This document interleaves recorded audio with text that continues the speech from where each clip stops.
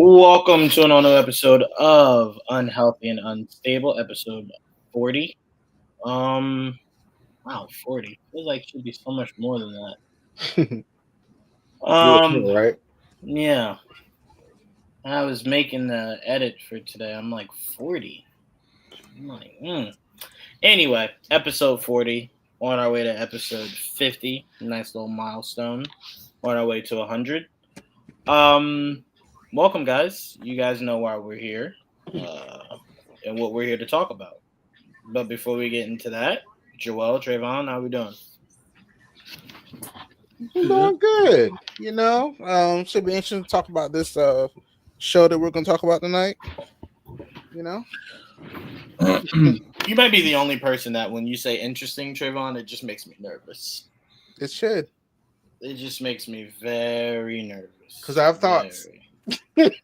It I should. mean, that's not a bad thing that you have thoughts. Just finding out what those thoughts are is usually what's the scariest. Well, Joel, that ladder that they gave, it's acceptable. Wait, what? You also talk about sports. No. All right. So we're gonna get into it.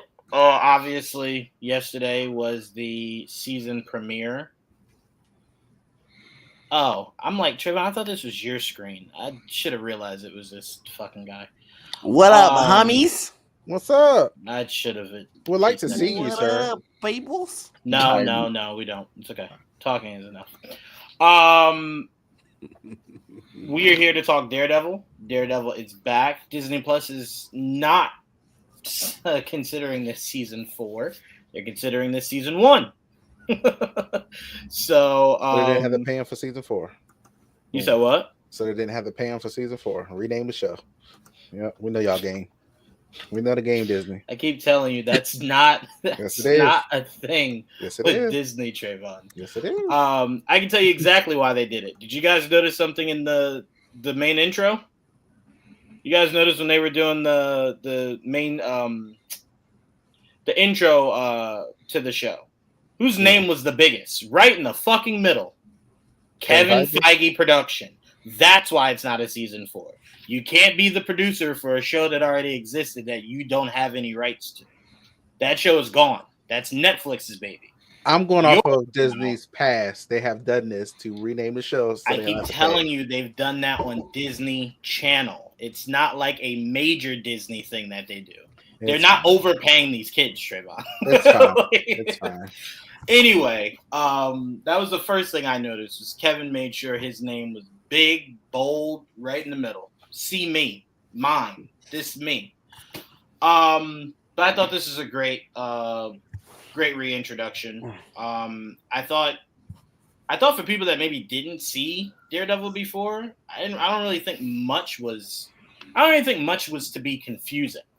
I think through dialogue they've pretty much made it clear, right? It's 3 best friends, right? Yeah. There's obviously history between Matt and Karen. Obviously, you see how much Foggy meant to Matt. You see Matt's history with Kingpin. So I'm like, I think it filled in the blanks a lot for people that are like, this is my first time watching Daredevil. I don't really think there was many things that you could have possibly been lost on. That's wild. What? First time seeing Daredevil.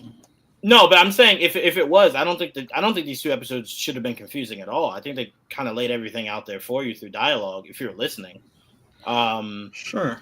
A question I think you can have is, why does this guy hate y'all so much at the beginning? But sure, that's yeah, sure. But again, who is this guy? But questions like that, you force yourself to ask because you chose not to be in the now. If this is the first time you ever heard of Daredevil, then that's fine. You watch it, and then if you want to go back and see what came before, you can. But if you've known of Daredevil but just had no interest in watching it, you shouldn't come here now and start asking a million questions. That's a you thing. You know what I'm saying? Because the same app you found this, the other 3 seasons are at. So it's not like you got to search far. So again, I think just basic. right? Because even if Trayvon, you're thinking to yourself, why does he hate them so much? It's not really a hate thing. What was the first thing what was the thing he did once he walked into the bar? He started killing everyone. So what? It seemed like he just wanted to murder, right? So it's like if you're out of the know, you can just classify it as this is a bad guy who just really likes killing people. Well, yes and no, because he didn't shoot Karen. He could have. No, he was trying to. Remember, he was about to when Daredevil came in. No, he killed Foggy. Karen was just standing there. Two people came out of the bar. He shot both of them. He left Karen. He left her. See what you're purposely missing out. He sniped Foggy. Then he came off of the roof onto the street. I know. What he are we sniped talking about? Foggy and sniped the two people behind her. He sniped all three of them, and then he came down and said, "Hi, Karen." Like he did it on purpose. Going to shoot her. Yeah, he was going to. He wanted to do that in person. Yeah, he wanted to shoot her with a gun, like in front of her. No. Why did you need to do that? He wanted Karen's to be personal. Yeah, I know. And if you remember season 3, you know exactly why he needed Karen. But that's what I'm saying. If you didn't see season 3, you wouldn't. No, I don't think that should. I don't think that should have been a question. I like I said, I think you should just write it off as a homicidal maniac. That's why for me, like I get it if someone questions it, but like honestly, if you're not watching the other ones, like you're doing yourself a disservice. Personally, I don't know. I think you can kind of surmise to yourself that this guy just likes killing. He likes killing, and yes. Because to me, you can't ask why didn't he shoot her when he had the chance if you saw him walking up to her about to shoot her. I mean, that's just common sense. He clearly wanted it to be more personal. Or he would have shot her right after he shot Foggy. I mean, she's right there. So I don't think you need deep knowledge of trying to figure out what was happening in the first 15 minutes of this episode, is what I'm trying to say. I thought it was very great. One thing I have to give this crew an immense amount of credit for is I thought this would be on par with what Netflix did. I never would have imagined it would have slowly started to blow Netflix out of the water. If this is the type of quality we're going to get, I need it for Luke. I need it for Danny. I need it for Jessica. Just Daredevil's movement was comic book. Netflix gave you very Christopher Nolan.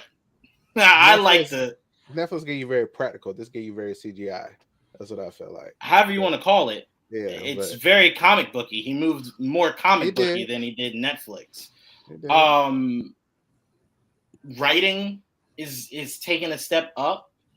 The stakes seem to have taken a step up. It's just everything about this. I love the first 2 episodes were great. I think AJ, you being a guy that's like super into like the visuals, I think one of the greatest shots I've seen in MCU to date. Spider-Man, obviously that one scene in No Way Home where or is it Far From Home? No, Far From Home. When he's crying? Remember when he's standing there in the middle of the city and he's crying and you see J. Jonah Jameson pop up? Yes. That was one of the most beautiful shots I've ever seen in anything.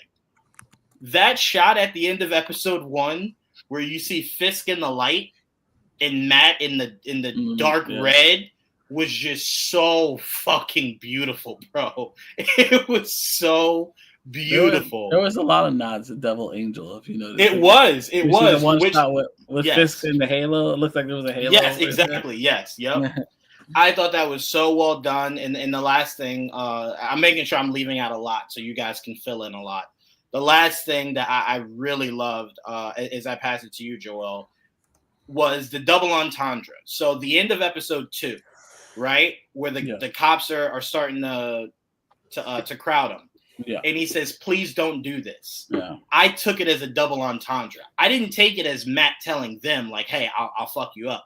I took it more so as Matt telling himself, like, "Please don't go back to what you were. Don't let this lead you back into." Right. Don't go back into what we've just worked so no choice, hard. Though. Yeah, no. I know. He wasn't getting out of there without killing them. No. Time out. You could stop them. You did not have to kill them. That's why I'm saying I think it was the mindset of don't let this be what relapses you. Don't fall backwards. And that's why I appreciated the scream at the end, because it's very much like He feels it, right? He's starting to feel it, right? Yeah. So for me, I loved everything about it. I loved Joel.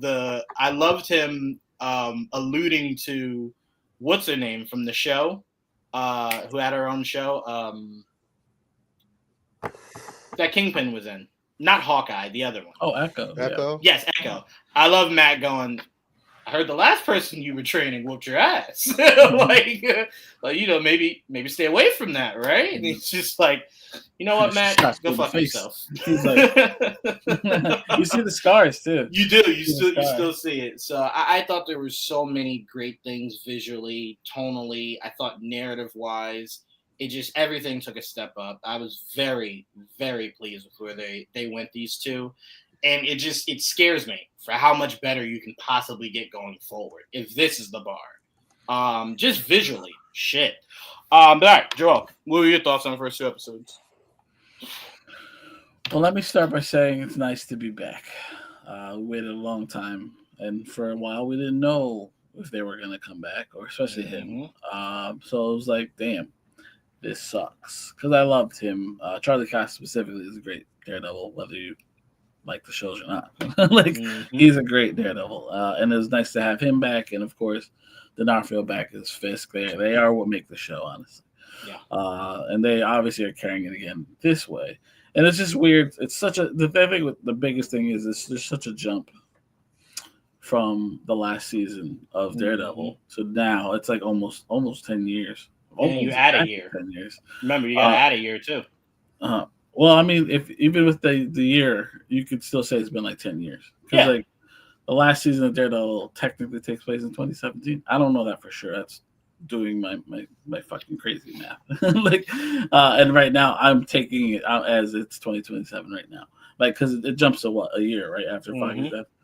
Okay, so to me it's now in 2027. So which I was not the biggest fan of. I thought they were gonna say like 1 week or 1 month.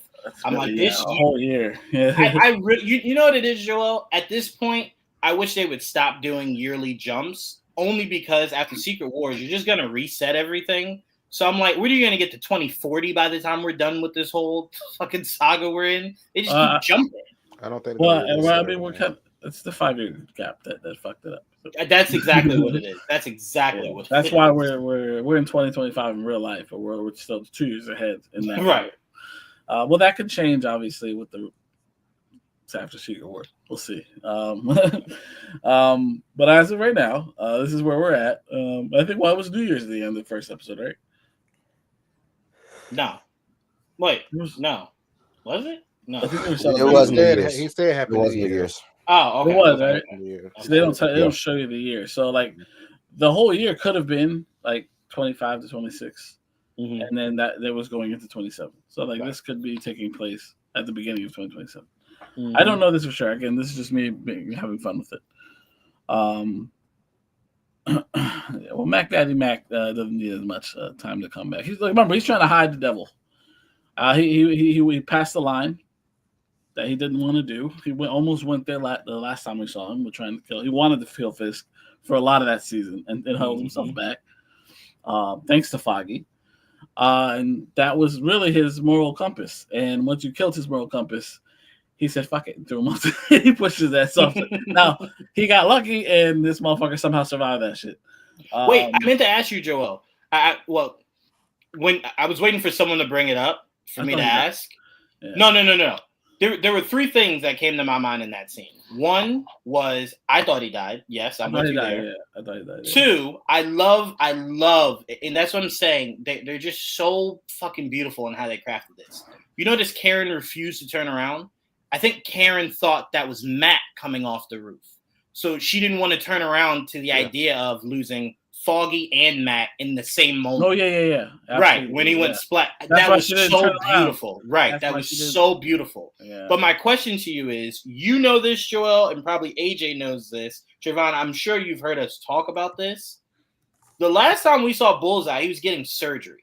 Yeah. In the comics, we know he gets adamantium placed inside of his body. Adamantium was just introduced in the MCU. It was. The fact that he survived that fall, do we think adamantium was put in this man's body? That's the only way his bones did not shatter. They only replaced his spine, so I don't know. It was his spine, but it's like that's essentially what you'd assume he would have broke being thrown off the roof. And they just introduced adamantium, so I don't know if they went that far yet. Well, I need them to tell us how he survived. Don't know how long ago this is between Falcon and remember at the end of Daredevil season 3, if that's when he got the surgery, it was like almost 10 years ago. So right. Yeah, what I'm saying is we don't know how long it is from Cap 4 to this right here to Daredevil. To me, if my calculation is correct, around the same time. On the same time, yeah. In the same in the well, we know that Cap 4 was in the springtime, but do we know the exact year? Actually, Born Again might take place. We do know the exact year. Yeah, we don't know. We don't know exactly. I'm assuming it's 2027 because that's what I'm saying. We know the exact year. The reason I think it's 20 because I think it starts in 26. They have the elections and then jumps 5 months and jumps to 27. That's what I think. And I think the same thing happens in Daredevil. I think Feige dies, it jumps a year, and then it's a new year, then it jumps to 27. You know what I mean? So he dies at probably the end of 2025. Gotcha. Yeah, that's how I'm doing it. Again, I don't know this for sure. If this turned out just to be an true, assumption. I'll think about it a little bit more, but yeah. Well, I think about it all the time. That's the first thing I look at when I watch it. I had to watch the Timekeeper, AJ. I didn't have time. I went straight to sleep after I watched the show. I was like, no, I did it during the show because I'm like I'm trying to piece everything together. I'm like, when did She-Hulk take place? Does that match up? Does that go match up? All that shit. That's all the past, all going through my head at the same time. Now that we know that, I think She-Hulk takes place in the middle of 2025. So like only a couple months later, Feige does. Yeah. Technically. Anyway. Overall, I thought the show was very well done. Obviously, at the beginning had a really cool fight scene, even though to me it was a lot of CGI, too much. And it kind of looked a little sloppy to me. It could have looked a little cleaner, and maybe it was a little unpolished. Which it was a little jarring because you're not used to that in the show. So that's why because I saw people saying that, but that's the reason why it didn't bother me is that it's like if Nolan was doing Batman and then right after Nolan was doing Batman, someone like James Gunn, who's more, fantastical, took over that very same Batman. They're going to drastically look so much different that it looks a little jarring to what he's doing now as opposed to what he was doing before. I just don't think it was as necessary as they made it look. Like he didn't have to do all the stuff that was CGI. We didn't need a lot of that. So some of that you could have done practically, and some of it, sure, like him swinging around, that's fine. I don't mind that looks fine. Actually, that didn't look bad at all. That thing, like it's like he flied up on the building. We first saw that part, I was like, oh, you can do that now. I was like, okay. Yeah, well, that's the problem. There's a lot of things Daredevil should have always been doing, but they toned him down in the old shows, and now he's gonna be super agile. So, but that's how he is. He is super agile. That is one of his things. But I love that scene. I mean, you can say what you want. I thought the choreography. I mean, some people were talking shit about the choreography. I really did like the choreography and like how he was trying to literally kill anybody that was in the vicinity because he wasn't even looking at him half the time. He was just throwing them from the side. That one girl he shot with the ball, the bowling on the stairs, up the stairs. Where he threw it and it came back and hit her. Mm-hmm. And Matt didn't even see it coming. Got it right in the face. He's like, "Oh my god! Like, what is this guy doing?" I love that fight going up the staircase. He had knives everywhere. I'm like, thank God he wears armor again because holy shit, this man. Right, it still went through. That's the crazy part. Yeah, Daredevil a roof with like 8 knives in him. It's just like, oh my god! But, the whole season 3 fought this man without armor. Yeah, so imagine that. That thought. I did love it though, Joel. I loved it how by the time they get to the stairs, because Matt has not been Daredevil in so long, you just see him breathing, like fuck, slow down, shit, like oh my god, he was getting beat up and cut out. He was already fucked like up. Matt was just so tired. The stairs. That's exhausting. So, and don't forget, it seemed like he was almost across town.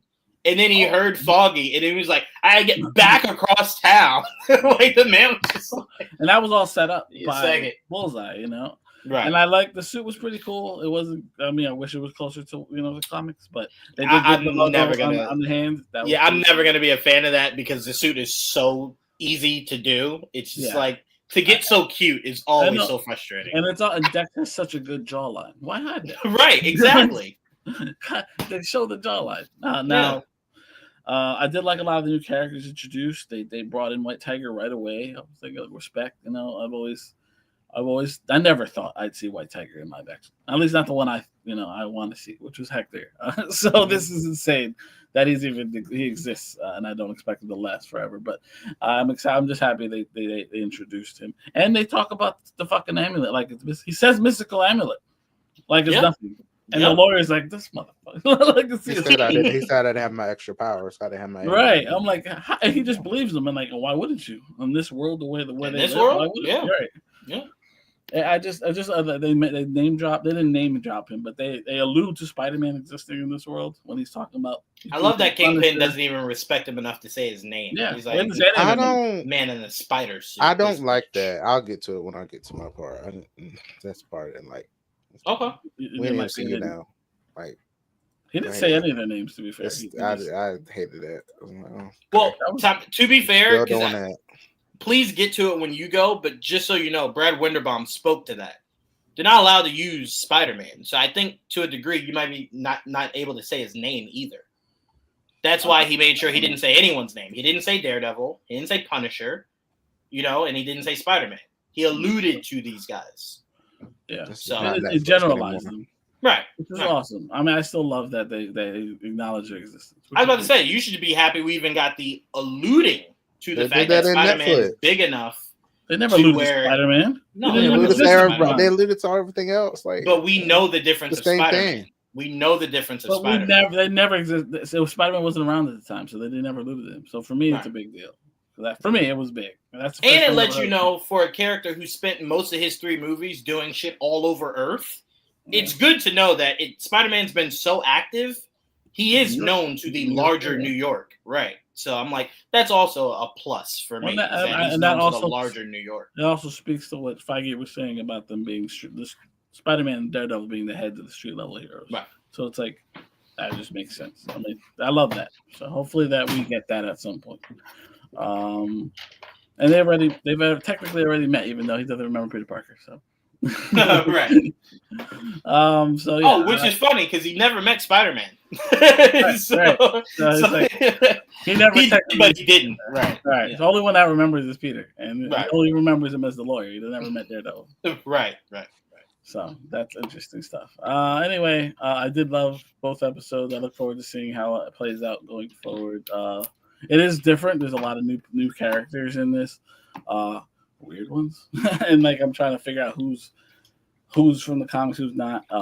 But like I did like how they were all utilized, at least so far. So we can all surmise who the big bad this season is, correct? Like I know a lot of people are saying, when will we see who Muse is? And it's like if you didn't connect the dots there, I don't know what'll help you. To me, they show it's pretty obvious who it was. Very obvious. I mean, very. I'm like, oh wow, don't give it away. Right? I'm like, okay. And again, that's why I'm not alluding to the exact scene that I'm talking about. But when you see it, you should get an inkling right then and there. Yeah. Anyway, that was also fun. I can't wait till they get to that character and we dive deeper into that. But overall, to them. Absolutely.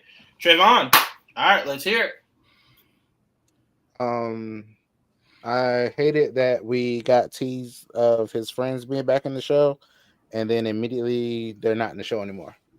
I think I hated that part. I was like, oh, so you killed him, and now she moved to Cali. Wonderful.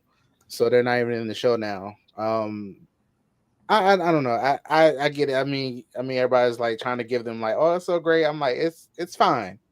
The show is fine. So wait, so you're not liking it so far because you're not getting enough. That was the first part. That was the first part. I'm not done. So that part's fine. Like, whatever. They did that choice. The CGI was interesting because I was like, okay, this is not what I'm used to for Daredevil, at least. I was like, it's fine. The fighting is cool. His demeanor, his murderous tendencies is great. I love that, of course. I like him. I like that. I like that aspect of him. So I was like, oh wow, just keep being the vigilante. Like, you gotta do what you gotta do. That's how I look at it. I enjoy. I don't know. The show is fine. The show is fine. I'm not that enthusiastic about it. I thought that part at the beginning really took me out of it at first. I was like, why would you? I was like, okay, now Then they skipped a year ahead, and Kingpin is now mayor. Somehow, everybody forgives him for all the shit that he's did. It's interesting. Let's not pretend that's not the reality. I was about to say that's reality. We're living it. Yeah, and I don't know if I want too to. Shocking. I don't know if I want to have that in my reality. To be fair, they did that before he did that. Right, they did that before that, but yeah, that's our reality. That is our reality. It's not fun watching that and this happening in real life. It's just not fun. Well, before it was just fantasy. Now it's become a reality. But at least you know it's possible. But I mean, also, let's also remember, Fisk is a bad guy. So portraying him as a bad guy is right up your alley. Yeah. You know what I'm saying? And bad guys sometimes have the charisma to get over on people. Trust me, as someone who just watched 8 seasons of Dexter all over again, charisma and charm can go a long way. Very long way. And I don't even look at Dexter as a bad guy. You know what I mean? Man was killing. I mean, if killing is a no for you, then yeah, he's a bad guy. But if don't say it like that. Oh no, I can't say it like that because what's wrong with Punisher then? What do you mean? Everything's wrong with Punisher. But you guys keep telling me he's an anti-hero. He is an anti-hero because he's not a bad guy. I think once you start killing, you cross a line of what's different from your reasons of killing and their reasons of killing. But my point is, he is not a bad guy. I get you, and that's what makes you an anti-hero. I get you. But I'm saying that's why I don't like the term. You're saying there's no gray line. There's good and bad. I mean, because if you start killing, I don't agree with that. But I understand what you're saying. But I'm saying if Green Goblin's killing, right? Right. And that's bad. I understand. You're right. I'm just saying they're not bad people. They're not killing innocents is what I'm trying to say. There's a difference. Yes. I see what you're saying. You're saying they're not just going to random they're not old people's homes and blowing but to me, if you're saying murder is bad, I can't allow them to do it and then say them doing it. That's probably the right mentality, but that's why the word anti-hero exists. Right. Go ahead, Trayvon. Okay. Yeah. So okay. I'm not gonna talk much more about this show. But anyway, so the show's cool. I like the last part where the cops. Okay, so I like what Hector saved the guy. That shows his morality. He's just trying to be a hero. I like that. But of course, the cops are crooked. I mean, yeah. I was okay. So now he has to deal with that, and I did enjoy him going to save the witness, and then being like. I did feel like the double entendre was there of him telling them, "Hey, don't do this. Yeah. I will kill you," and also don't do this to himself. Yeah. I feel that, and I felt that. So I was like, oh, he's really not trying to do it. But I was like, for me, I was like, there's no way you get out of this. Either they beat your ass down, like they were going to kill you. They were. He was about to shoot you and kill you, so you had no choice. Like, right, you weren't about to walk out of. They weren't going to let you walk out of this place because you already saw them. Yeah. You saw them come here. So, well, technically, you didn't see them, but you know what I mean. And he knew what he was doing though, because he stood there. Yeah. Like, I will. Yeah, he could have. He could have ran, but he decided to stay and bust their ass. He could have went right out the window too. He didn't have to stay there. But that's why I was saying, Trayvon. My only argument with you is that no, Matt did not need to kill anyone. Right. He could have taken them out with darkness, right? Yeah. It was the darkness creeping back in. That's why after he was done, he started screaming because again, he was letting the darkness back in. That's why I say I took it as a double entendre. Don't do this. Like, hey, don't try to kill innocent. Be a good guy is what he was telling them. But he was saying to himself, even those guys, this is the exact thing that I was trying to prevent for me dragging me back in. In that scene, there were 2 options for him. He should have left out the window or stay and kill them. That's what I got from those 2 things. That him staying there, he had to do that. He was not going to walk out of there. He couldn't beat them up and walked out. No. You keep jumping over. They would have got him later. No, that wouldn't have worked. Yeah, but you killing them, that's not you. That's what I'm trying to say. You killing them is you going into your darker desires. That's not something that you generally do. Right? You do understand if he beat them up and left, that but would you not have work. to you have to stop. Yes, you could. Like Daredevil What would does do happen? that. What would happen if he did that for those cops? They're Trayvon, crooked. can you answer You me know what I'm this? saying? Do you think through season 1 through where we are now, Daredevil was killing everybody he came across? No. No. So but then you can beat people up and then move on. This is different. It would give away a lot. Yeah, he couldn't. Like, yeah, of course it would. But who's gonna believe you? They would have found him again. They probably would have came after him again. Like, you and Joel are arguing 2 different points. Joel's saying it would have maybe gave away too much of who Matt really is. You're saying they would have came back to try to find you. I'm saying I'm rolling the dice, right? You want to come back? I'll beat your ass again. You want to go tell the world that a blind man beat your ass? Go ahead. You be my guest. They're not going to tell anybody. They're just going to come find you themselves. Then come find me and I'll keep beating your ass. I don't think that's what he's worried about because he's been hunted before. Those guys ain't doing shit. That's all I'm saying. I don't think Matt's direct instinct was, I need to murder here. I don't think that's what it was. I think he just gave in to his darker desires as he was trying to subdue. He did. And that's what it is. He did. And that's what staying in that room was his darkest desire. But okay. You said, wait, say it again? Him staying in that room with his darkest desire. Yeah, Trayvon, we agree there. Yeah, we agree. No one's disagreeing there. Yeah. That's what I'm saying. He was going backwards. And that's why he was trying to say, please don't do this. I don't want to have to go there. He did take the beating. Like, he was like, all right, maybe if they beat me up, they'll leave me alone. Right, exactly. And then when you realize they wouldn't, it's just like... now I got to fuck you up. Like, now I got to beat you up. But in beating them up, it was just like, I could kill you. I think that's also something that's going to go on with this season. This is like teetering. Like, I want to do this again, but I can't go past... The reason he quit is because he went past that line. Right. And so now it's like, but I have to come back. It's like one of those things for him. So it's like, it's just... He's got to fight it. Then that's what's going to be his conflict all year, all the season. Yeah, exactly. That's what I'm trying to say. Why were you there? What were you? That's what I'm saying. It's not as simple as I had to murder them or that's the only way to. No, because if I'm Matt, first thing I'm asking you is, why were you here?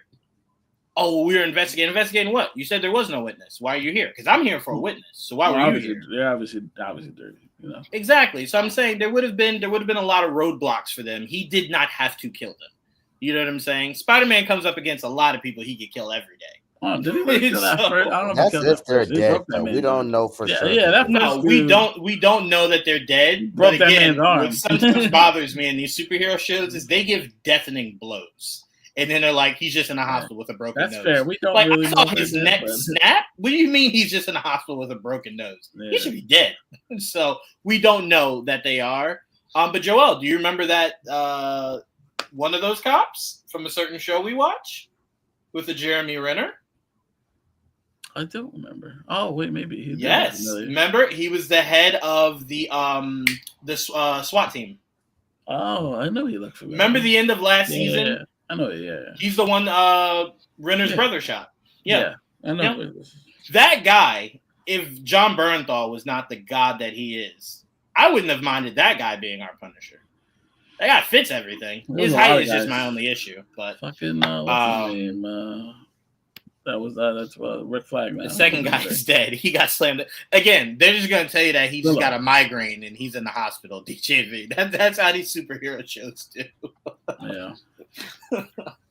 I realized that watching the first Iron Man movie when Stark was hitting people in Iraq with all those blasters straight to the face, to the chest.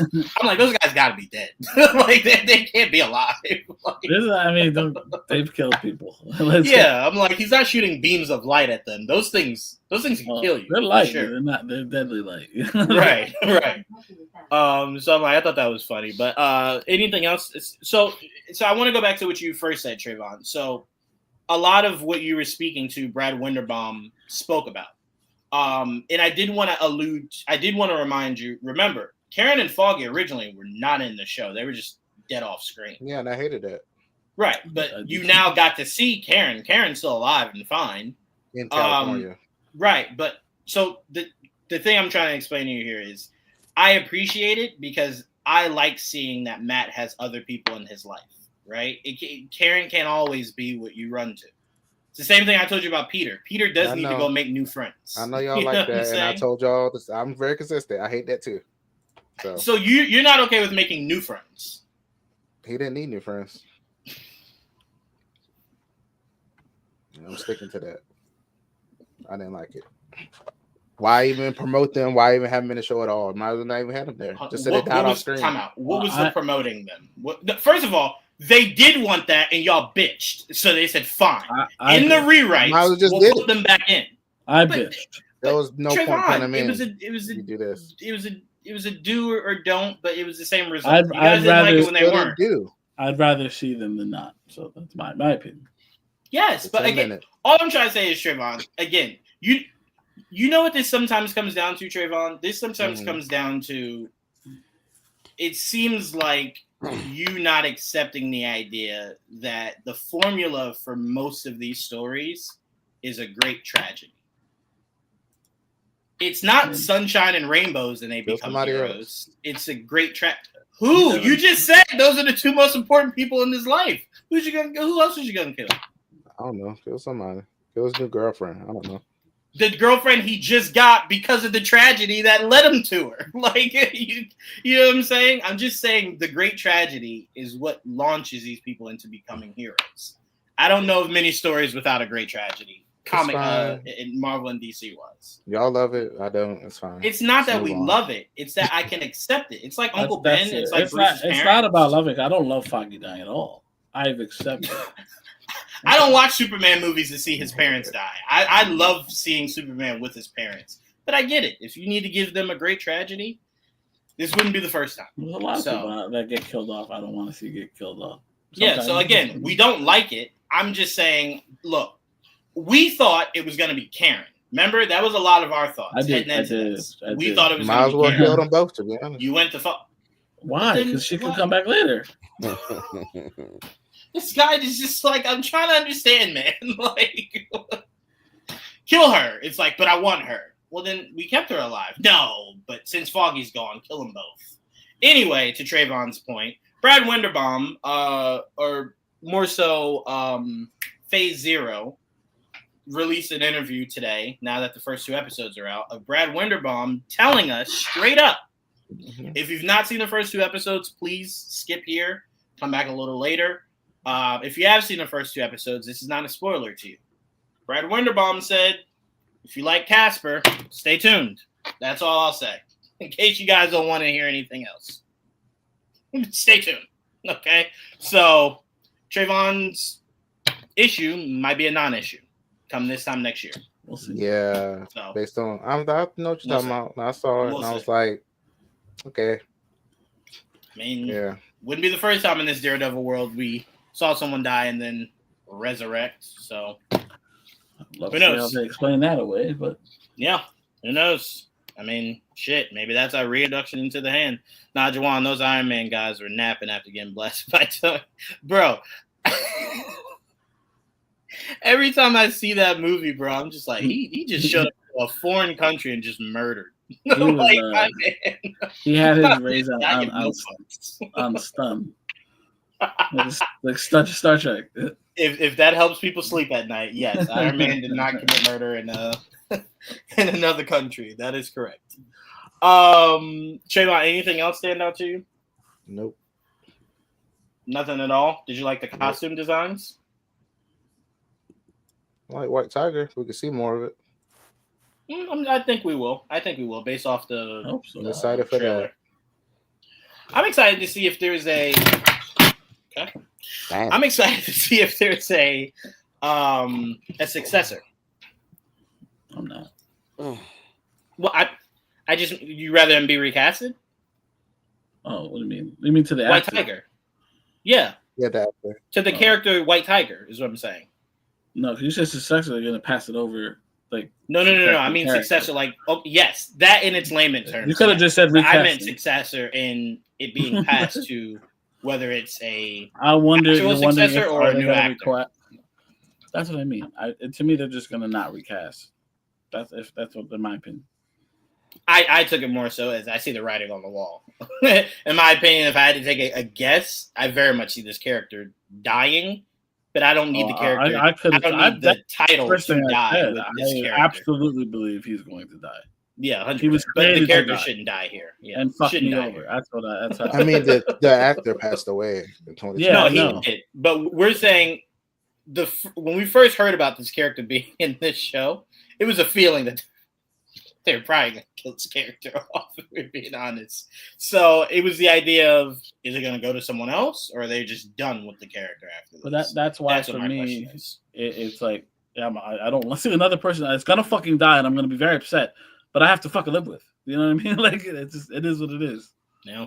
You know, he's literally gonna be there to die, so he can pass it on to his fucking sister. That's all that's gonna happen, and I'm gonna be very bad. Well, see, Trayvon, Joel's with you, but at least he's accepting it now. He's accepting that that's what's probably gonna happen. I know that's what's gonna happen. He's just gonna have to accept it. Picture how mad he's gonna be, Trayvon, when it goes to Claire. When it goes to the night nurse, so she becomes White Tiger. I would love that. Man, I bet you would. Hold on, let me read this comment before we give it to AJ. I know Matt is the man without fear, but this dude Andy, whoever he is, that man doesn't know what fear is. Out here fucking Vanessa, Kingpin's wife, braver man than me. Now, to be fair, he was doing this while everyone thought Kingpin was either dead or like long gone. Jail. What's his name, Andy? I don't know. Maybe. I thought it was like Austin or something. I could. Which maybe. guy are we talking about? The one that Vanessa said, please promise me you won't kill him.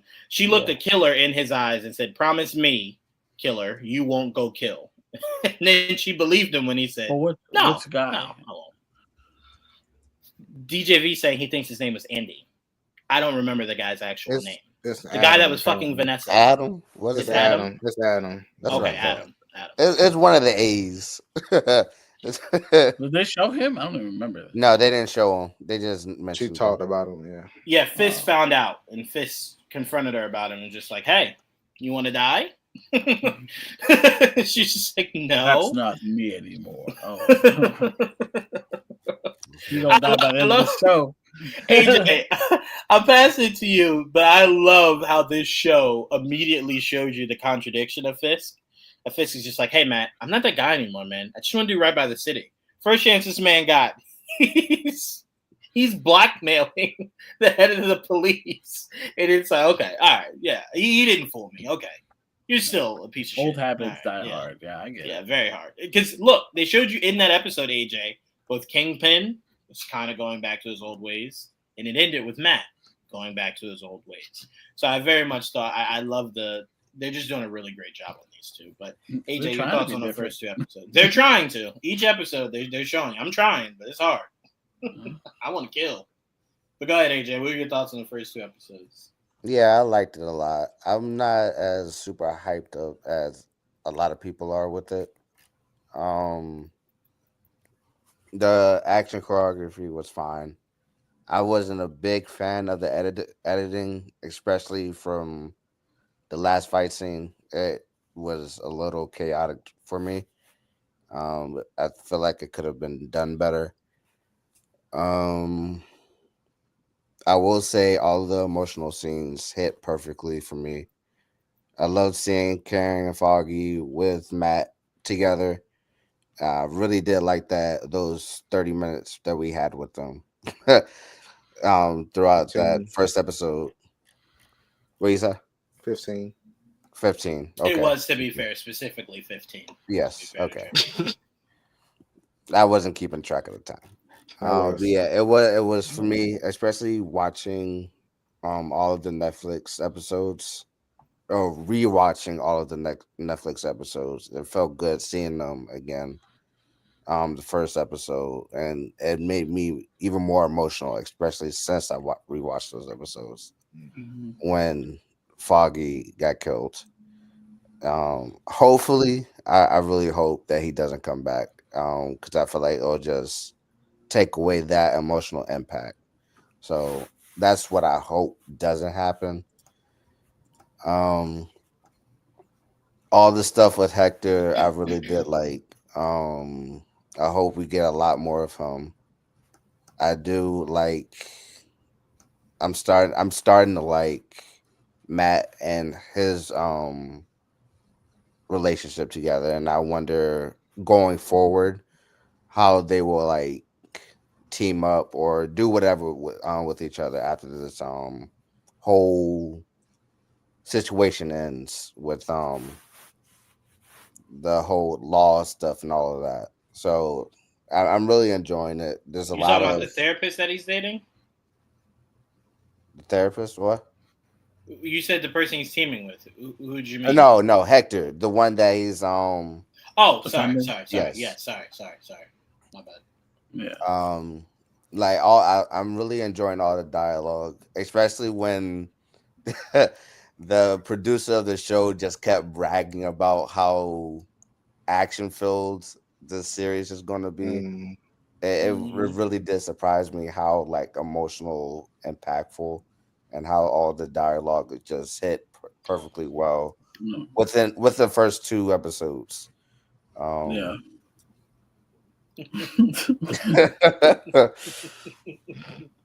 I wouldn't doubt it. or he will be. One of the two. No, for sure. He'll probably be in that hole. Yeah. I swear to God, I don't even remember hearing this dude's name. So I'm gonna have to rewatch it. Because it was so brief. It was, remember, right after Fisk won and he gave Vanessa that look? Yeah, and then they went to the roof. Yeah, that's I was when wondering who the fuck she was talking about. Was she talking about? He's talking about Matt. What? I'm confused. What? That's why I remember. That's why she was so shocked when she turned around and Fisk walked in that room, and she was just like, "Oh, I thought you were dead. What are you doing here? I'm back. I want my business." But mirror, and he got it. Yeah. But what I appreciate in AJ, this is something I'm curious your thoughts on, because I felt like they should have dabbled in it more. He basically won, right? Off the backs of, hey guys, aren't you sick of all these vigilantes causing more problems, causing more damage, not being able to be wrangled in? And a lot of New York was like, yes, we are tired of, like, if Spider-Man saves the day, you know, he destroys 8 other things before saving the one thing he came to save, right? So he won off the back of that, but I felt like they didn't focus enough on it, right? Because, like, as a viewer, I'm not really understanding what the issue of Daredevil or Punisher or Luke Cage is. You're not really harping on it. You know what I'm saying? But again, what did help Kingpin the most was it was right after the events. That's why I think we're going to find out Kingpin set up Bullseye to do what he did so that it would launch them ahead enough for him to take on an issue no one else was talking about. Well, the thing for me, at least, the reason why they didn't like go more in depth with that specific reason is because of the Sokovia Accords. So you have all the stuff with the Avengers and all the property damage and stuff like that. So you'll have, especially in New York, there was just a lot of damage that happened in New York. So for them just to touch on it a little bit, I feel like it still had that impact, at least for me, because I rewatch all this shit religiously. But I do understand what you're saying. If somebody hasn't like rewatched the MCU or any of the shows, they probably wouldn't remember any of this, or at least it wouldn't be like in the front of their mind, basically. Because I remember him saying during his speech about, like, you guys, you want to register them, I want to get rid of them, like altogether. And like that was during the debate between him and whoever the dude was. So yeah, I mean, a lot of that is the COVID Accords related, and the Registration Act and all that comes from Civil War, obviously. Right, but we all agree that what got Fisk the win was the fact of the bar. The bar is what got him the win, and that's what I'm saying. I kind of wish, like, whoever that team is that keeps going around asking people questions about Fisk in the election. BB. Right. BB. Yeah. I kind of feel like they should focus more on the elements of that bar, right? And how that bar essentially is what got him the election. Without that bar, he doesn't just win it, right? Well, you mean Josie? You said what? You talking about Josie's? Yeah, the whole Daredevil. Josie's bar. Yeah, I think Kingpin sent him there. No. That's what I'm saying, Trayvon. I'm saying I kind of wish they would focus on it more, but as I'm saying it, I'm realizing they're not doing it now because later we'll probably figure out that Kingpin sent him there. And that's what led him, and that's what, because remember, the last time we saw Kingpin, what did he say on that airplane? He looked at that screen about, the possible vacancy of being a mayor, and we don't know how long it's been from that moment on that plane to where we are now, right? So it was the idea of him working up a plan big enough to get him in that seat. And I think this is the plan he concocted. So I'm with you, Trayvon. That's what I'm saying. I'm completely with you. Over a year, at least. Okay, so then, yeah, he had over a year to plan this. Because obviously Echo takes place before where I imagine the first part of their Daredevil, which is at the end of 2025. Right. That's where it starts. That's when it starts. And you see it during this show that his beginnings of running, and he runs within the same show, but there's obviously a little bit of a jump. And then they have election, and then there's New Year's. Not too far off from each other. Well, which is not true. At the same time. It's exactly the same day. Right. So the end of the election was exactly on New Year's. There you go. So, and that transitions to the New Year. So it's been over a year. So he's been preparing to run for it. And he's been obviously probably doing debates and all this shit for a while. Right. What I do like a lot is the little news snippets that we get throughout the 2 episodes. It does mention a lot what we were talking about before, how the people in New York view vigilantes and all of that, and I'm trying to get the perspective on how they feel about them and how Fisk basically won. There was a lot of people that were against it, or they weren't exactly like hyper focused about Daredevil again. It was just in the back of their mind, like he hasn't been here in a long time, and they don't want him back, basically. Which I feel like was something very cool to see. If at first it felt a little weird, but I started to get like into it a little bit more, and it was probably like one of the best things, at least for me, one of the best things throughout the 2 episodes. There are 2 things that stood out to me as we wrap this up. The first one was, I find it hilarious that there's now cops parading around the idea of the Punisher, when the last time cops saw Punisher, they were all lining up inside of a courtroom to see this man dead for his crimes. So I think it's hilarious that enough time passed. They're like, you know what? He might be on to something. Like we kind of like where he's coming from. Yeah, we like this. So I think it's hilarious that enough time has passed that the cops that wanted him in the ground are now like, no, he might be spitting. Like, hold on now. They did show, especially those 2 cops. They had that logo, the Punisher logo on their wrist. So I'm like, oh, they're gonna do that crazy cult, that Punisher cult shit. Interesting. Yep. Oh, that's what that was? know this. Yeah, that's what the tattoo was. I know this. I better see Trenchcoat Frank at some point. I better see Trenchcoat Frank at the end of the Punisher season. That's why I better see Trenchcoat Frank at some point of this season. I don't know. We know for a fact he's probably been inactive. He got a big beard and shit. Yeah, no, that's fine. But I assume by the end of this season, he'll load back up. We'll see the vest on the chest. You know what I'm saying? I mean, if we don't get it in this season, kill him, please. You said what? We're getting a series for Punisher, so he's not going to die. Yes, we're getting a presentation, special presentation. What happened? I didn't know that's what he said, but if I did, I would have moved right past it. I thought he was really saying something. Anyway, so that I look at, I think that's hilarious, and then I think the thing that's worrying me the most is that too much villainy is surrounding itself around Matt's new girlfriend. Kingpin is now her new patient, and someone I believe will be the villain of this season seems to be her other patient. That, to me, screams once those 2 sides meet, she's the casualty. So I'm hoping it's not true, because I think they're perfect for each other. It's going to be the Paradise Effect. Oh Yeah. God, I hate that. Jesus Christ. She was dead the man they walked in there. That's all she did. Okay. Yeah. Hey, this is the one time, Trayvon, I'm 100% on your side. She is bro. she's from the comics, but they're using her very differently. So I mean, look, we'll see. We'll see. I'll look it up. He says he's gonna look it up. It's not that different, but it's different. She's not a therapist. We'll see. I hope not, but it just the fact that right after Kingpin had a conversation with Matt about, hey, stay in your fucking lane, he just so happens to get the same therapist that's dating Matt. That didn't seem like a coincidence at all. That is kind of odd. Yeah, so I took that as Kingpin saying, if you get out of line, I know I can never get Karen. Yes, Brian Windhorse. Why? I know I can never get Karen. She always slips out of my hand. So I'll get this bitch. I'll get her.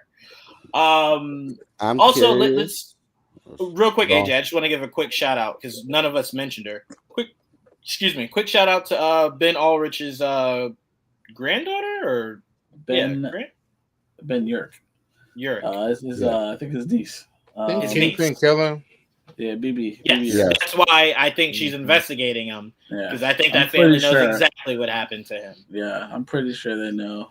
And I'm assuming BB is probably what brings Karen back for good. That's probably going to be the connection to keep Karen in New York City. Is she loved that family, so when she finds out that the niece is chip off the old block, I think she'll want to help.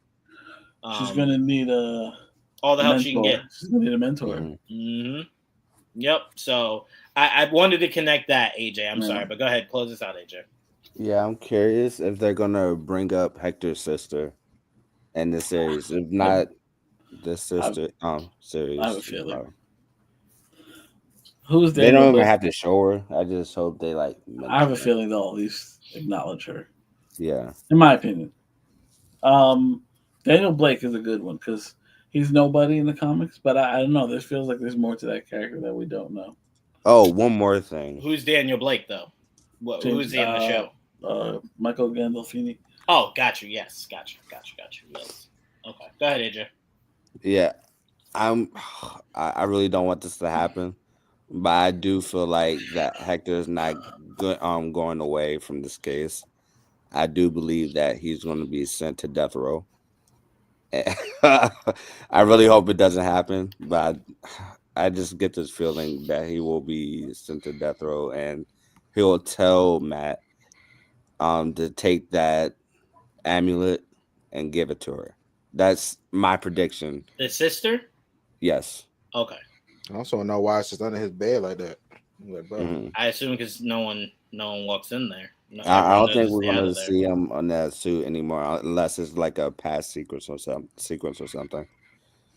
Well, look, Joel's been waiting to get some form of a tiger. So for his sake, I pray that the white tiger continues to live on. Or if they don't, that he gets bronze tiger in the DCU. We're never getting bronze tiger, and we're gonna kill off Hector White Tiger.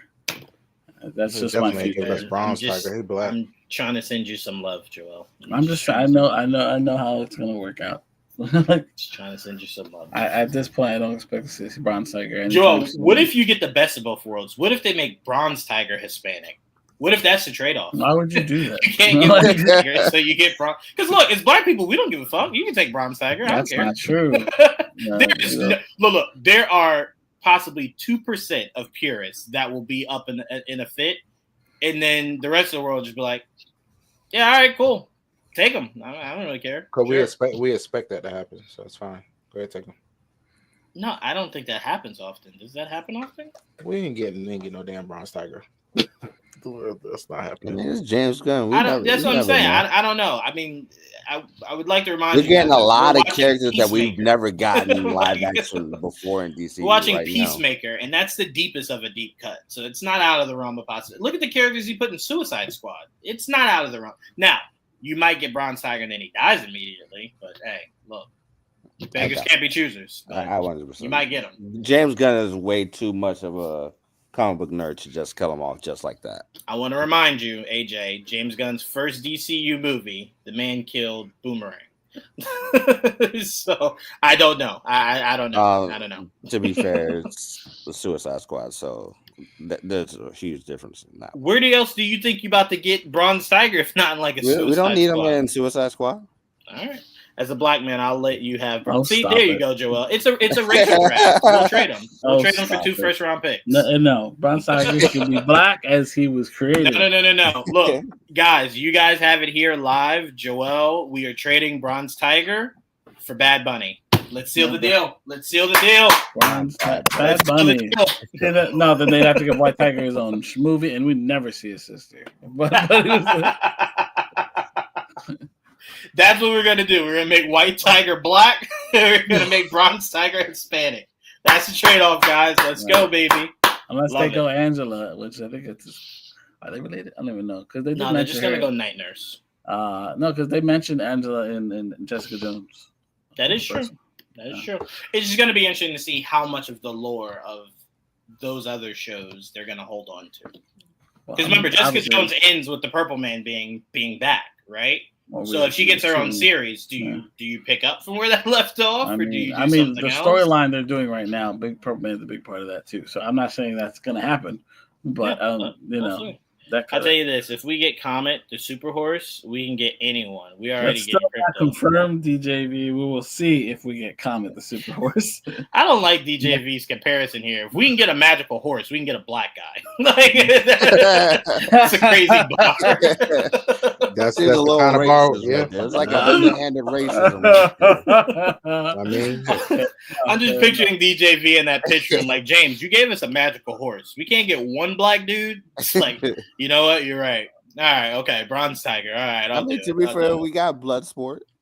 We did. We got Jon Stewart, right? Yeah. We got Mr. But that's why for me they're never going to do Bronze Tiger. You had 2 opportunities and both directors decided not to go with Bronze Tiger, who was a big part of the Suicide Squad. I'm like, fuck it, they don't want to use him. That's it. We'll get him, Joel, and when we do, you better cry. I bet not see any other emotion but tears. It's just like it's not gonna happen. So I don't expect to see the Suicide Squad again for a very long time. So all right. I mean, when you get Bad Bunny is Bronze Tiger, I better hear a thank you. I think we're Suicide Squadded out for now. If we can get a white horse, we can get a black man. That's a trade-off, right? That's fair. Is that not the trade-off?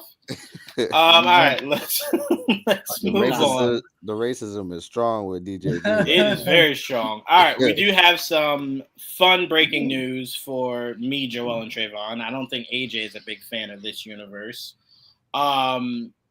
Deadline just came out with a report that Rick Hoffman is set to return as Louis Litt for an episode of Suits this season. Oh, nice. For the spinoff series. So that'd be awesome if maybe he's in the car with Harvey. Remember that clip they keep showing of Harvey in the back seat?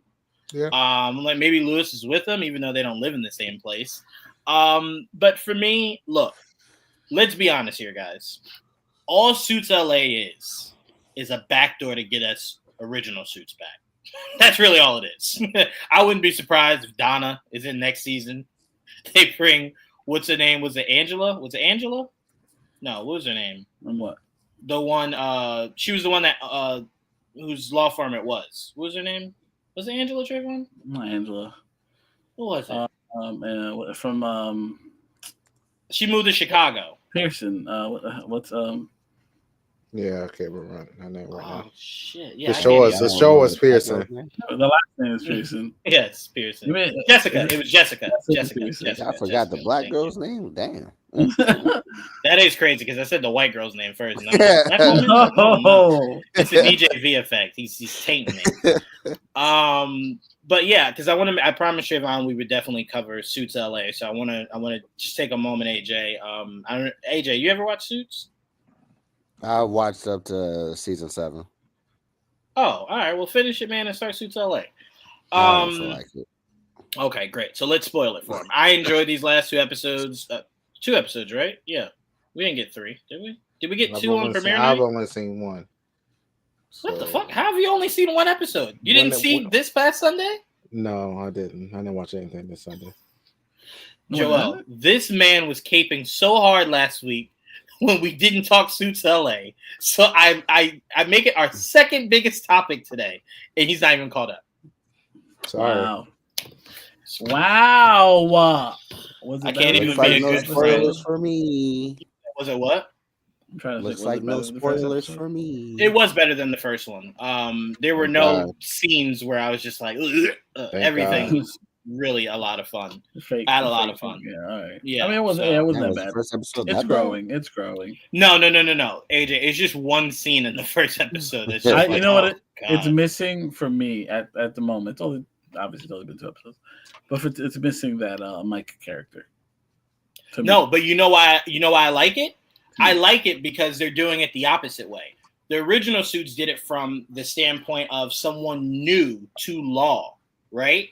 Yeah. And us seeing it from someone who knows really not, who doesn't know law like Harvey and Jessica. So we're seeing it from a newbie's perspective. Now Yeah. we're seeing it from a perspective of the professionals, right. right? But And then that's you bring every it. law show to me. You're absolutely right. You're absolutely right. But I'm saying if you did it the exact How do same you way, separate, you're just you know? doing the same thing as the original Suits. I But you get do that. have a Mike character, Joel. That's what the don't know her name, but that's what the annoying chick who's like the Is that another intern. black girl? That's what she is. No, she's not a The black. Asian chick you're talking about? I didn't want to say Asian chick, but yes, yes, that's what Well, I I was trying to couldn't avoid. explain. That's Wine what she back is. at his racism. I didn't say it. Joel said it, but yes, that's what It's I'm not talking about. racist. I'm just describing. She had glasses. Girl with the glasses. Yeah, I mean, there's like 8 people that wear glasses, but yeah, That's why I'm like, I gotta At some point, specify. you would have made your way to it. But she's not a focus right now. She's kinda No, on she's the not a side. focus. She's not. But again, what the original Suits did a good job of balancing was everyone. It balanced everyone. But Mike and Harvey were the focus. Unfortunately, here the actual lawyer is the focus. So Yeah, which is there's actually Ted. one main character, if we're being Ted. honest. It's just him. Yeah, it's Everyone Ted, else is yeah. supporting, right? Yeah. So Ted I mean, and yeah. a whole bunch of other lawyers and the bad guy now. This is his rival lawyer, who's former partner. bad guy. Yeah, He's the bad guy lawyer. He's the antagonist lawyer. Stole all his people. Stole the people. Oh man. Yeah. If you're looking at a story, No, you're not wrong. I was just laughing because I never thought of it like good guy, bad guy in a lawyer world. In the lawyer world, I think they're all. So you're corrupt. good. You're good. See, you're good with gray here, but No gray. I think all lawyers are corrupt. So I think they're all bad guys. Oh, that's not true. Yeah, I think they're all bad guys. Joel is like, which minority?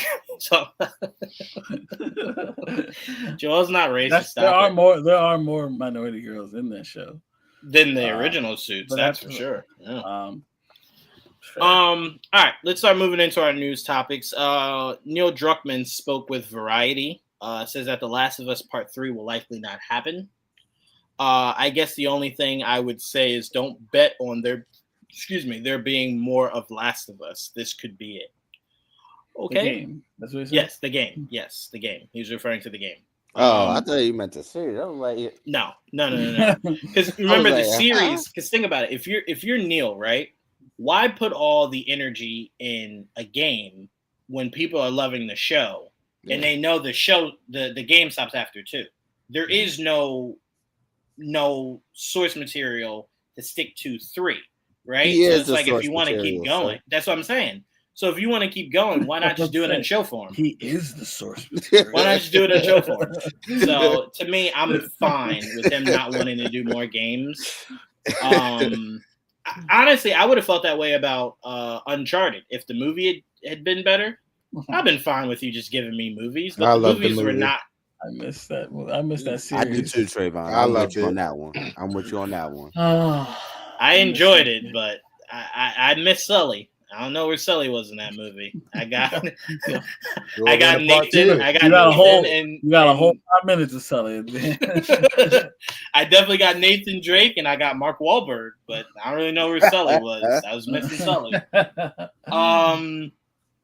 But yeah, I have no problem with this. I Because think- to me, people keep bitching about, oh, you didn't do enough from the first game and the second game. So how about this? No more games, just show. How about that? Shut the fuck up. More show. Yes, sir. How about that? I like that. be missing this gaming. That's what they should do with Game of Thrones. No more books, just shows. Yeah, I wouldn't mind it. I wouldn't mind it at all because I know nothing about the books. The source material refuses to move on. He just gave up on the books. He's like, fuck it, it's never finished. You guys saw the ending. That's not what you wanted. Whatever, it is now. What were you gonna say, Joel? What were you gonna say? I was gonna say I don't. Obviously, it's just for me at this point. I really enjoy those games, and I thought at least one more would have been cool. But I think they're moving on to that new game. What's it called? Oh, yes, the one that Trayvon is caping for heavy. You know the one, Trayvon, where they hated that the lead was a black female. South of Midnight. No. What are you talking about? I don't you said Gotham Midnight? No, South of Midnight. No, not talking about Forspoken. It's Gotham Midnight. No, not Forspoken. It's a new game that comes out this year. South of Midnight. Tati, what's her name? Tati Gabrielle. She's the man. She's the space one. Yeah. We gathered the space. We just didn't know the name. We thought you knew. I can't remember the name of it, but that she was like cool. The space one. Trayvon's like the space one. Yeah, no, we got that. I mean, I'm happy to see her, but I ain't playing that game. Why? Then you can. How are you gonna support her? I'll talk about it. I don't know. You haven't seen the gameplay yet. He'll probably just watch it like what you do, Juwan. No, I didn't have the system to play said games. But most of these games I've played. No, there hasn't been a game I've watched instead of Last of Us. Last of Us. You haven't played AJ. You still haven't played Last of Us. Can you let me finish? You still haven't played Last of Us. Last of Us, I have played. A, B, I watched the cutscenes when they came out because I didn't have a PlayStation. I had an Xbox. Well, I said since I've had a PlayStation, I've not watched cutscenes for games I'm interested in. I've just played the games, or I've just not had any interest in watching them at all. I haven't watched gameplay in a minute. I got you got his back on what? Is he attacking me? Intergalactic, the heretic prophet. Okay. Thank you. Intergalactic. Thank you. Okay, never mind. I remember now. She had a lightsaber thing. Yeah. It was like 80s. Nah. You don't get the double back. No, don't play it. You're good. Don't double back. You're good. It looks fun. I love the trailer. So it wasn't enough that she was a strong black woman. This man said not enough. There's a couple people in that game. I look forward to that. Yes, I think Nathan Fillion was in that game. See if Trevante Rose was in there, he'll play it. See? Look at that, Trayvon. Only if Trevante is half naked. No. He wouldn't even need a man. He just needs more powers. You put more powers in there, Trayvon. Yeah. No, she should be able to walk on water. She didn't have a lightsaber, but she was like a witch with a book. And she floated and never fucking touched the floor. Yeah. There you go, Trayvon's in. Look at him. Mouth already watering. He needed it. Look at him. Nipples hard as hell. All right. What is damn book you talking about right now? All right, so let's move on. AJ, I wanted you here for this because I thought this was hilarious. Kathleen Kennedy spins the block. It says, whoa. Retire? Nah, son. Exaggerated. Yeah, we don't retire, though. So Kathleen Kennedy came out and said she's not, quote unquote, retiring. She'll still be producing Sean Levy's Star Wars film and The Mandalorian and Grogu. Mm-hmm. She has spoken with Bob Iger and Alan Bergman about a succession plan. And when asked if she's retiring this year from Lucasfilm, she says, we really don't know at this stage, but has reiterated she's not retiring. So pretty much what she's trying to say is, all y'all fuck niggas that thought y'all was getting rid of me, I'm spinning the block, bitch. What up? That's what she's saying. What up? What? That's not what I gathered. What? From that. I gathered what? My name's still on the check. That's not what I gathered from that. What? Yeah, that's what she said. What fuck nigga? What? Yeah. I'm with you, Kathleen. Yeah. Pop your shit, Kath. Pop your shit. That's why I was on your side. I knew she had this in her.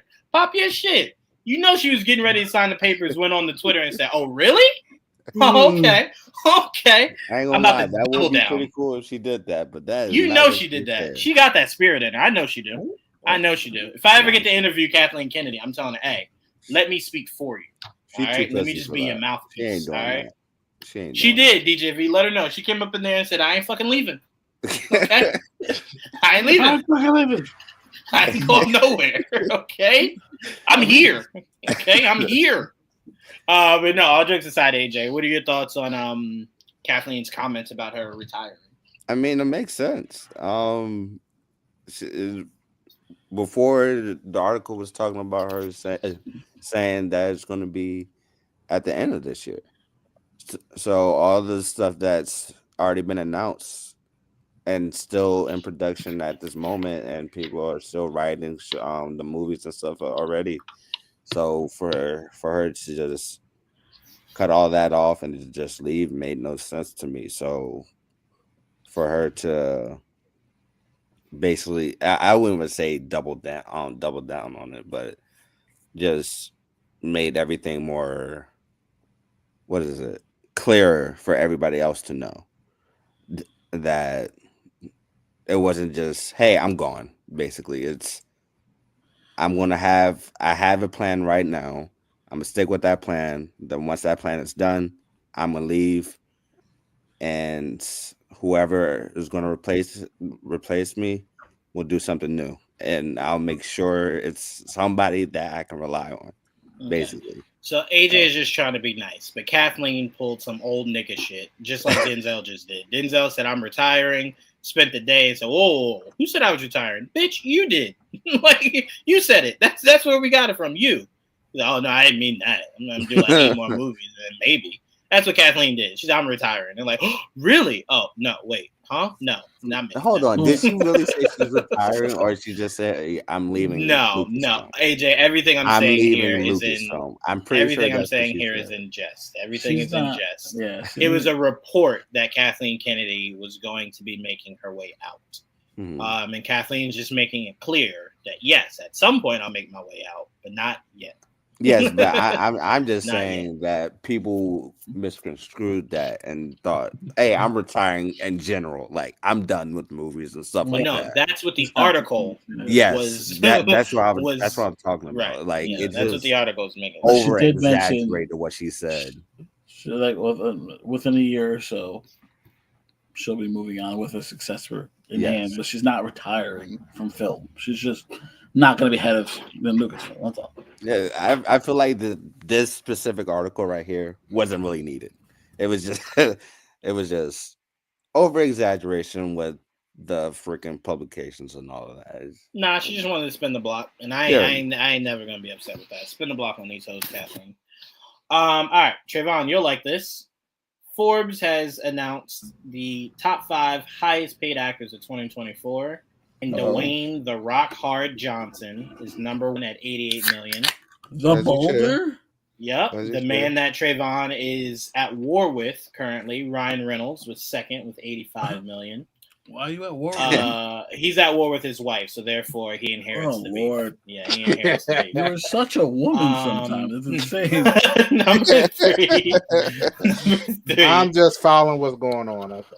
Number 3 is Joel's favorite comedian, Kevin Hart, at $81 million. Jerry Seinfeld is number 4 at $60 million, and Hugh Jackman is number 5 at $50 million. He did a movie. He did the Pop-Tart movie, didn't he? Mm-hmm. Yeah.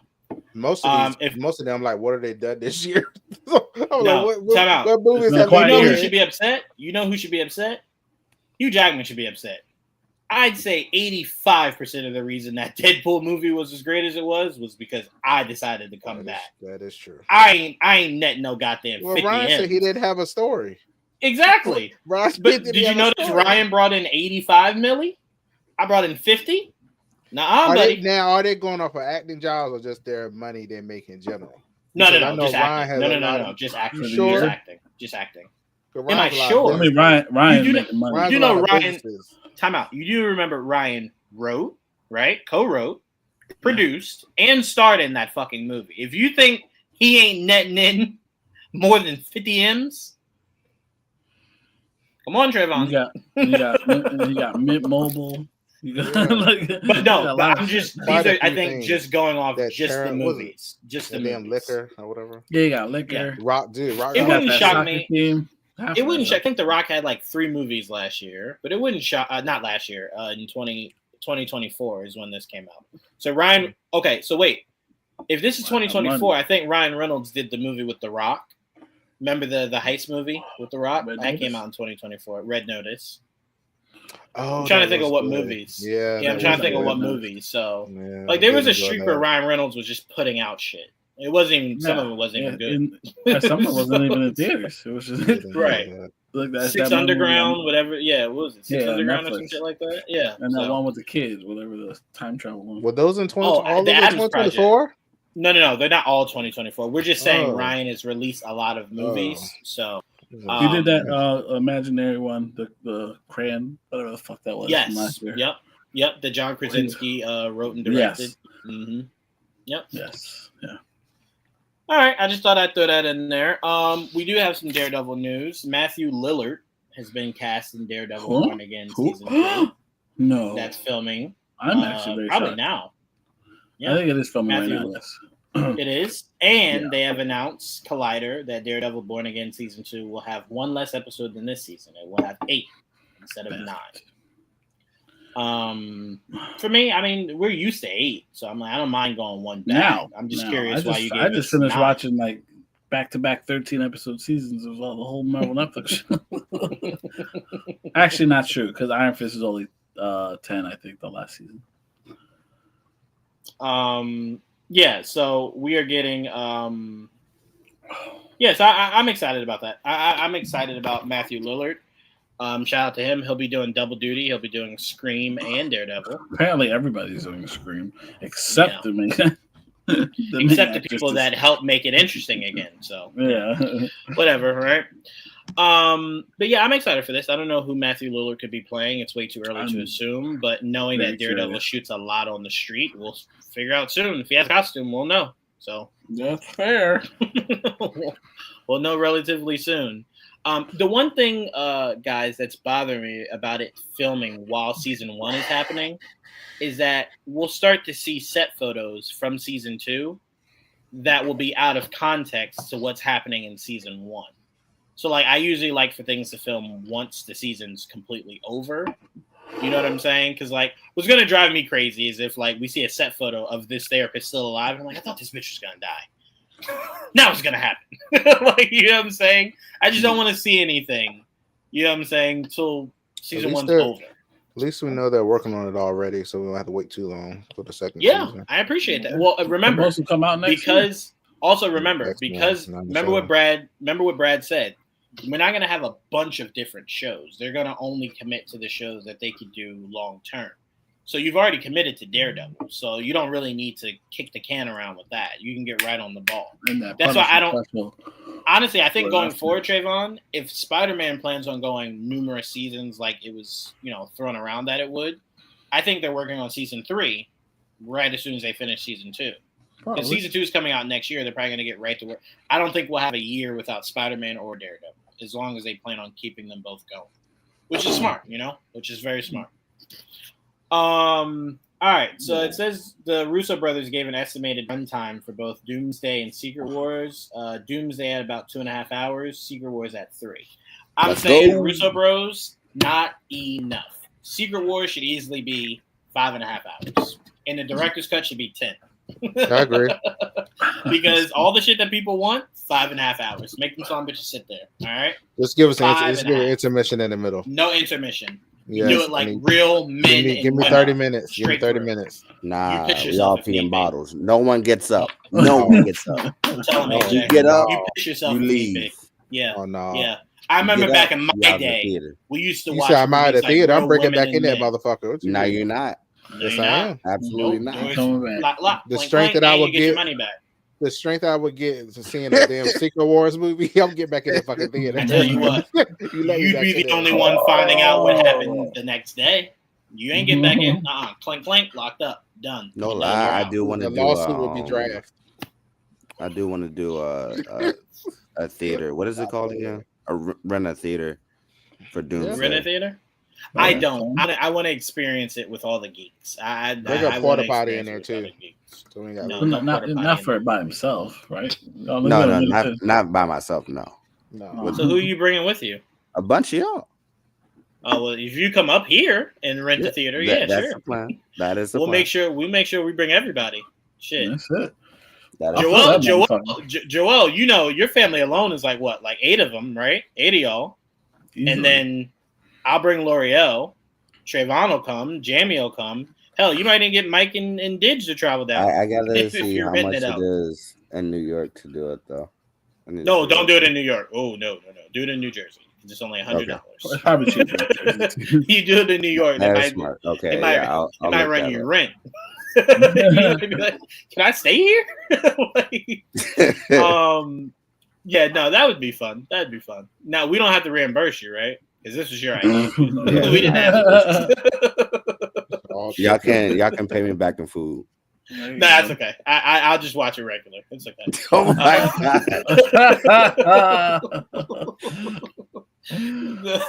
I'm already paying for someone that's coming with me. I don't need to pay more. By the time I get to the screen, I've seen the movie 3 times. So yeah. Look at that. Look at Trayvon popping his shit on you. Look at him popping his shit on you. I mean, I'm with Trayvon on that. I'm definitely taking a day off already. I'm definitely taking a day off. Don't get me wrong. There's a good chance we watch this shit already by then. But yeah, sure. I mean, unless AJ comes out on the Thursday night. Yeah. I don't think they can do that with premieres. No, like they would not. Yeah, they would. Because you lose money that way. Yeah. Mm-hmm. But, a week later? No, because Joel, we usually see these things at least twice. So I wouldn't mind the second time seeing it all. I'll watch Doomsday 12, of course. I mean, I saw the others like that. So what day does Doomsday come out? Let me see. May. I lost paying for the food first. Is the same amount. I got it. I lost it. Exactly. May 1st. May 1st. Okay. Exactly. All right, let's move on. We got some more random things here. Samara Weaving and Catherine Newton. Samara Weaving is returning for Ready or Not 2. Catherine Newton has been cast in Ready or Not 2.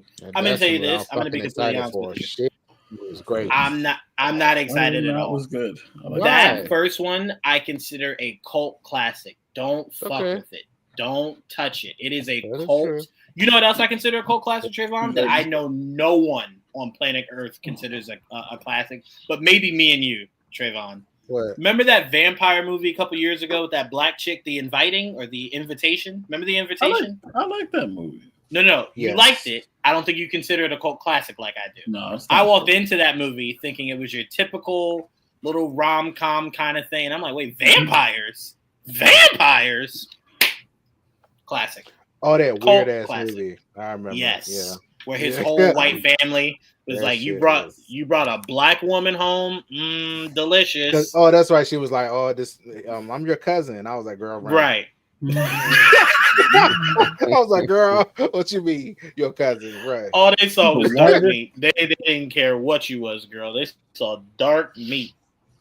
Ready or Not 2. If I was her, I'd never play another game again after that day. Here's the thing, though. She came out on top. If I can win like that, shit, I'll play a game every day. If I can win, shit. I personally say no. There's no need to risk it. You did such a great job. That's my opinion. Trayvon, you said you're excited for this?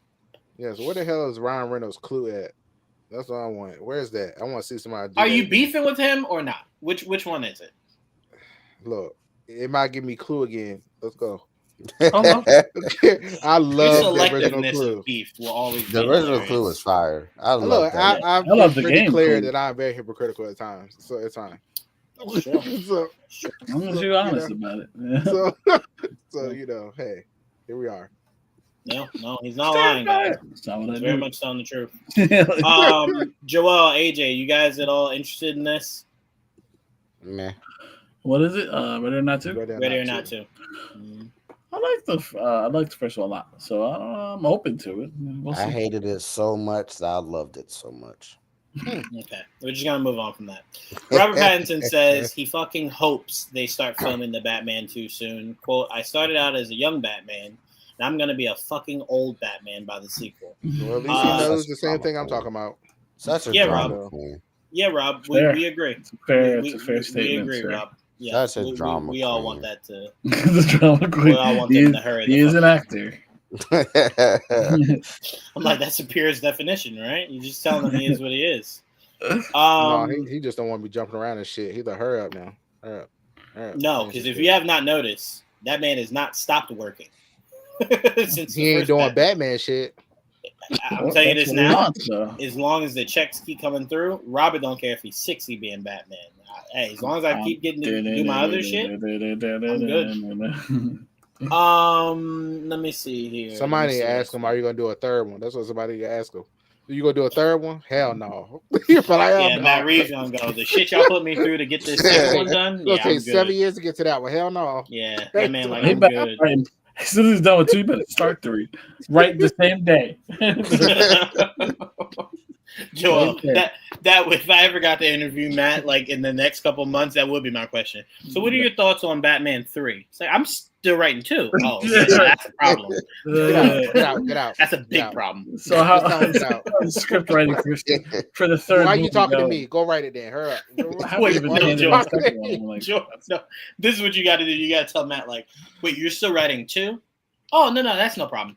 Can we get someone else to write 3 so that when you're done with 2, you could just reread over it and then start filming? Like, someone can start writing it for you. Right. There you go. And then you can move on. Like you did. Right. The first one was co-written, wasn't it? So, exactly. It was. Yep. Look, we do know that. As long as you've been writing, he might as well split this goddamn script in 2. That's 2 and 3 at this point. Yeah. And if you got a show in there, throw that in there. That's all this shit. You know what? He might be doing that though, Trayvon. I ain't gonna hold you, Trayvon. If this movie comes out and he says this shit is 2 hours, I'm gonna go, not as long as you took to write this shit. It's gonna be more than the first one. I better be in this seat for 4 hours. Was almost 3 hours left. To be continued at the end of this bitch. Come on.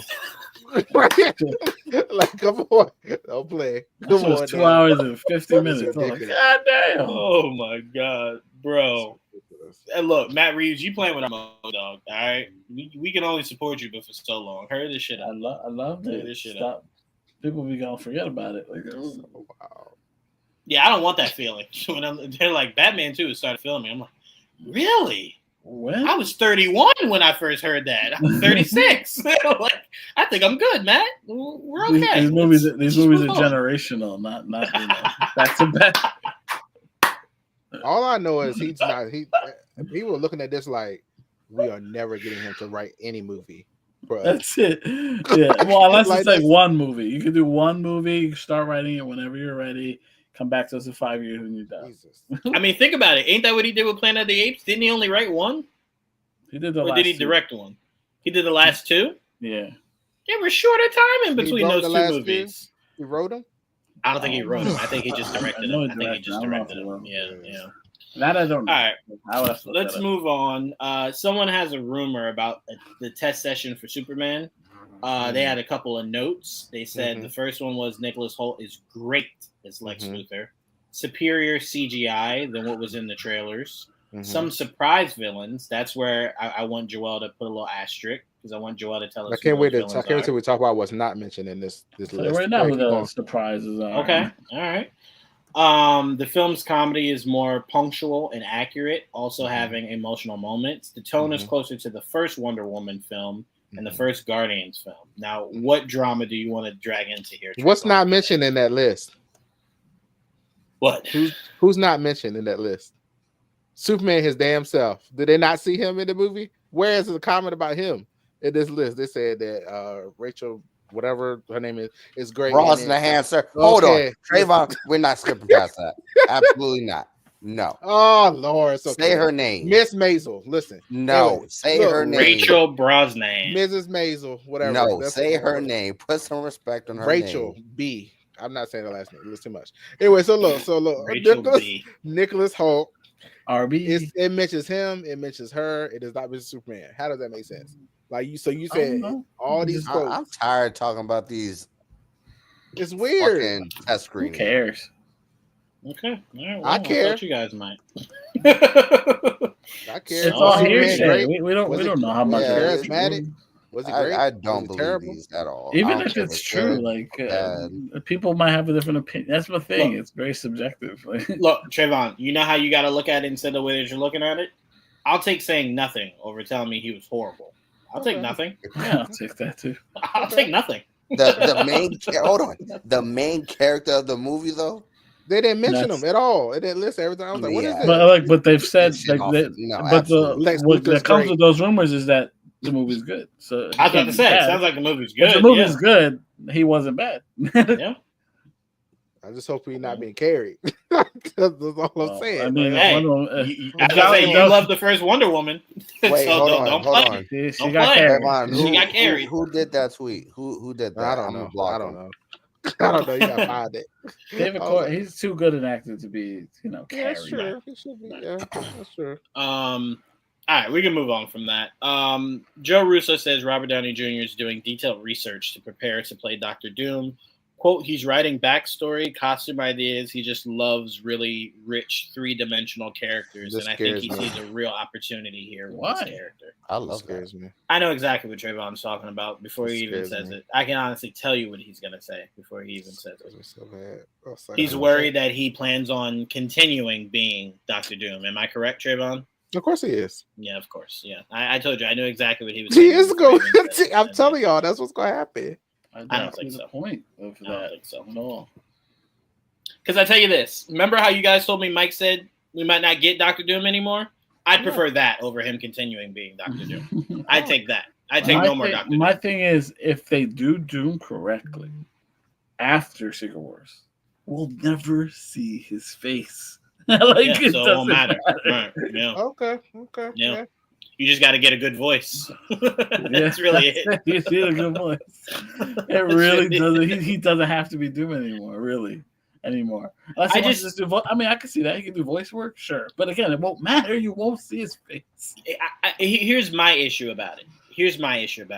I get you doing it in a multiverse scenario where you're trying to make big splashes right after all the drama with Kang and everything. Right. You want to take a big name, make a big splash. No problem. But I'm only accepting to it in a multiverse. It's like bringing Hugh Jackman back. It's a big splash during a multiverse. Right. I don't ever want to see Hugh Jackman's claws extend from his hand the moment Secret Wars ends. The moment that movie says the Avengers will return, right? And we're all crying and ripping our hair out and trying to figure out what will life be going forward. That name should never come up in a Wolverine discussion ever again. Hopefully. I'm hoping that Justice League is announced by then so I can have something to look forward to. Well, we'll have a lot to look forward to. I mean, things will be announced. I'm just exaggerating. By the time Secret comes, let me see. By the time Secret Wars comes, Trayvon, you'll have a San Diego Comic-Con where we hear about X-Men. Secret Wars comes out in 2027, right? Yeah. So by then you'll have a lot of news. That's what I'm trying to say. I'm like Trayvon's saying it like the world stops when Secret World is done. I mean, looking at where the shit's going. No, please. It might. Yeah, that's true. No, that's true. We might be living Secret Wars. Like, are we on Battle Planet? The fuck is this? World War III. What the fuck? The USA is 4 different countries now. Oh my god! God bless us when we all have to fight each other. I'm going AWOL. I bet you will. Leaving the country. Anyway, Trayvon. I know that's a lot of people's fear, and look, it'll be a healthy fear until you're proven wrong, right? So I'm not here to try to. I was more talking about him talking about this backstory he making up and his suit ideas. I was like, I think it more so is Robert Downey Jr. when he agreed to come back, he probably has a lot more say than most people do in the MCU. Yeah. So I think instead of just telling him show up, get in this suit, they're like, well, how do you want this character to go about? How do you want to do this? So that's really all it is. But that's not unheard of. I'm sure if Chris Evans comes back, did we talk about are we going to talk about the leaks? Well, we can. Yeah, we can. Sure, we can. Yeah, we can do it right now. I mean, considering we're talking about it now. I mean, without the leaks, I mean, it goes into it. I mean, they're connected. Absolutely. Trayvon, do you still have the photos? Oh, no. I don't know if it's a good idea to put them up. We can describe them. Oh, no. You're afraid to put them up? I'm not afraid. They were knocking them down. So well, come see me then. Come see me, ho. I should take away my profile picture then, huh? You probably was that from me? I didn't even know that. I did. We got for the audience, so you guys can be clued in. Some potential artwork for either Doomsday or Secret Wars had leaked online. The reason people believe they are real is because as fast as they were put up, as fast as they were taken down. So usually if it's fake, they don't waste time trying to scrub the entire internet of fake, right? You just let it live. So clearly there's some right. So clearly there's some reality to it. So it was a topic of conversation amongst everyone. It happened, unfortunately, after we did our show, so we didn't get a chance to really break it down for you guys. One of it was what looked to be a Hulk planet, where it was Bruce. Go ahead, Joel. In my opinion, there is like a Hulk world in the battle world, so I think it's just. I think that's what that is. Greenland. Yeah, it's called Mudlands. No, that's one of the thing, right? There's a Greenland, but there's a Mudlands inside of it. Some weird shit. Anyway, there's different nations in battle, at least in the secret world. Secret Wars. I forgot what year it was. What year was that? The second Secret Wars. 2015. It's technically not the second Secret Wars because there is literally a second Secret Wars too. I'm talking about the more recent. What was it? It's the updated version. It was modern day Secret Wars comic from a couple years ago. That one where Doom became Emperor, got Emperor Doom, whatever. Where his battle world, there was different nations. So to me, one of them was a Hulk nation, and so that's what I think you were seeing, their version of that. Yes, so it was Bruce, his cousin, and his son. That's who was in that artwork there. There was another one of a T'Challa Black Panther. Everyone makes their guesses as to who that is in that photo. It's ambiguous. I got two fucking messages about that. Like, oh, this guy's gonna be Black Panther. I'm like, what the fuck? What was his name?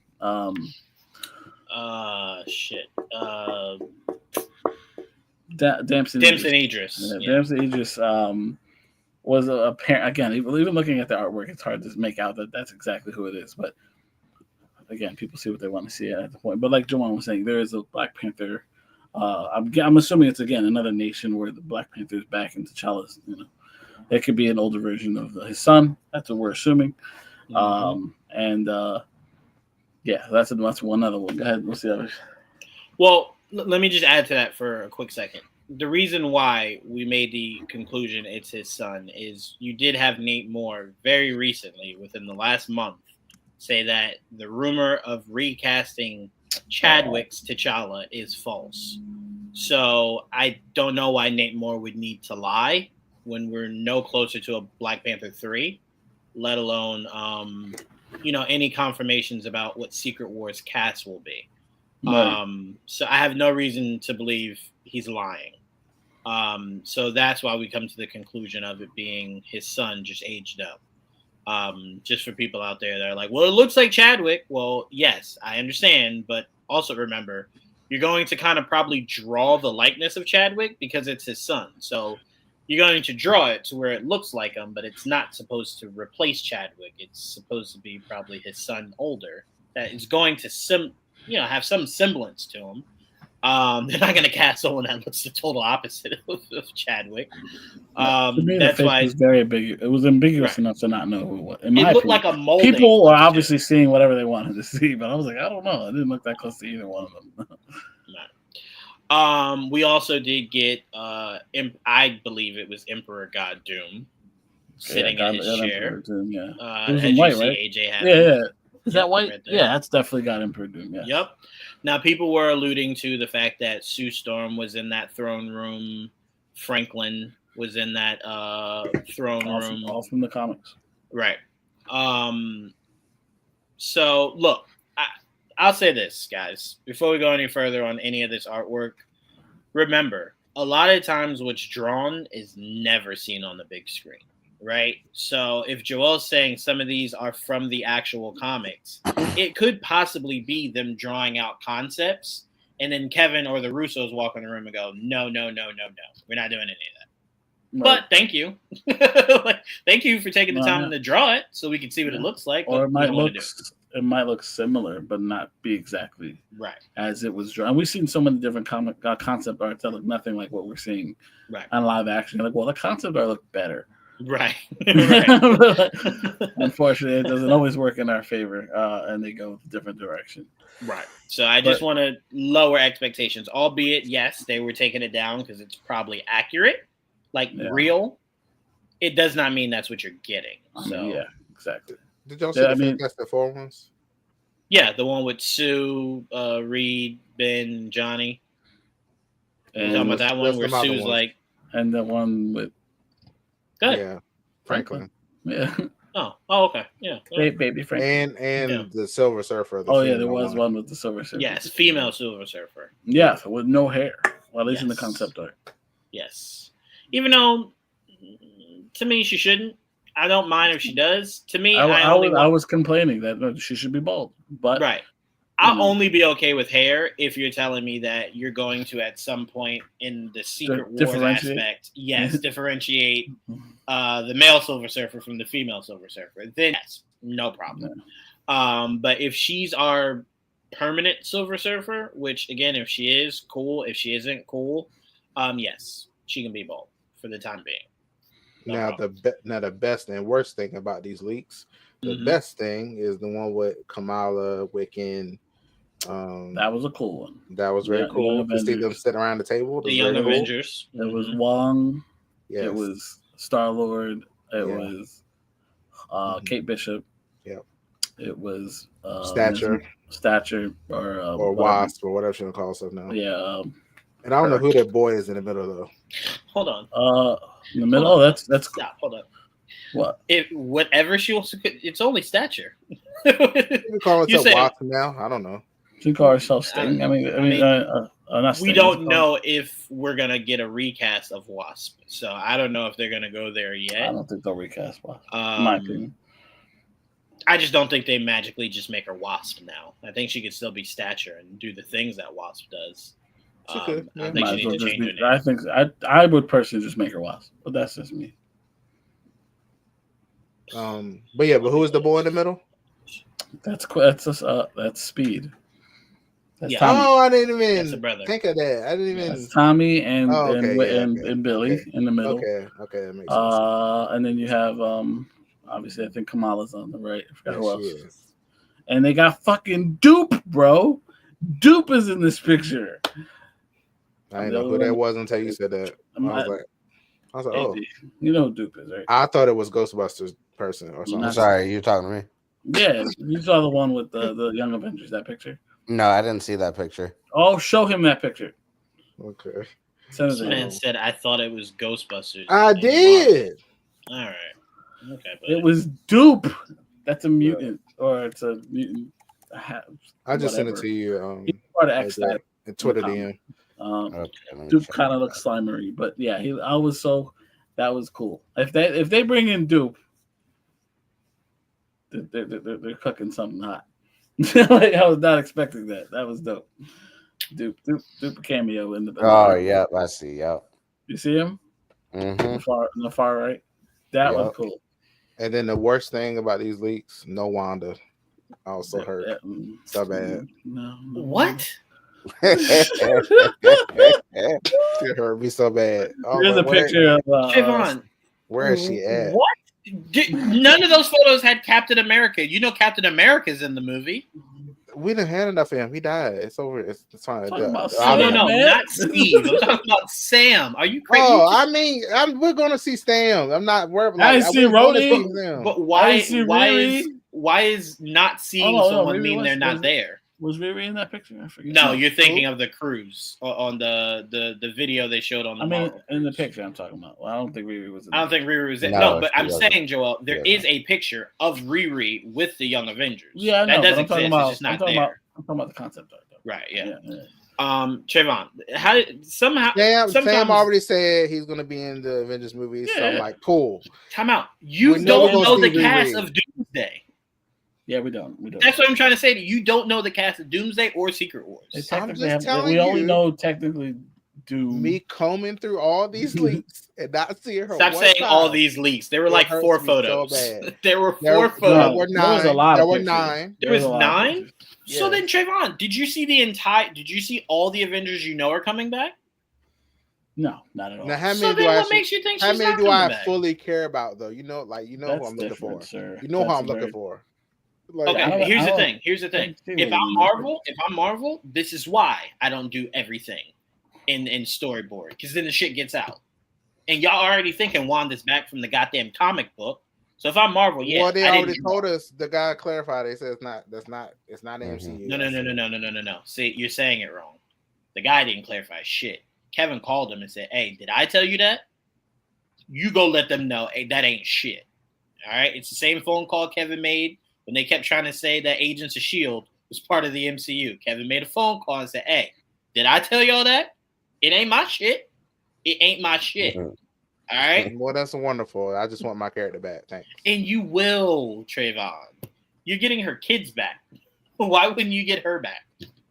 So you bring all of her kids back, you bring her kids back and her husband back, but never her. I mean, her son hate her. Shit. I mean, hey, I don't know. So that means you can't bring her back. I don't know what they're gonna do. Like, come on, Trayvon.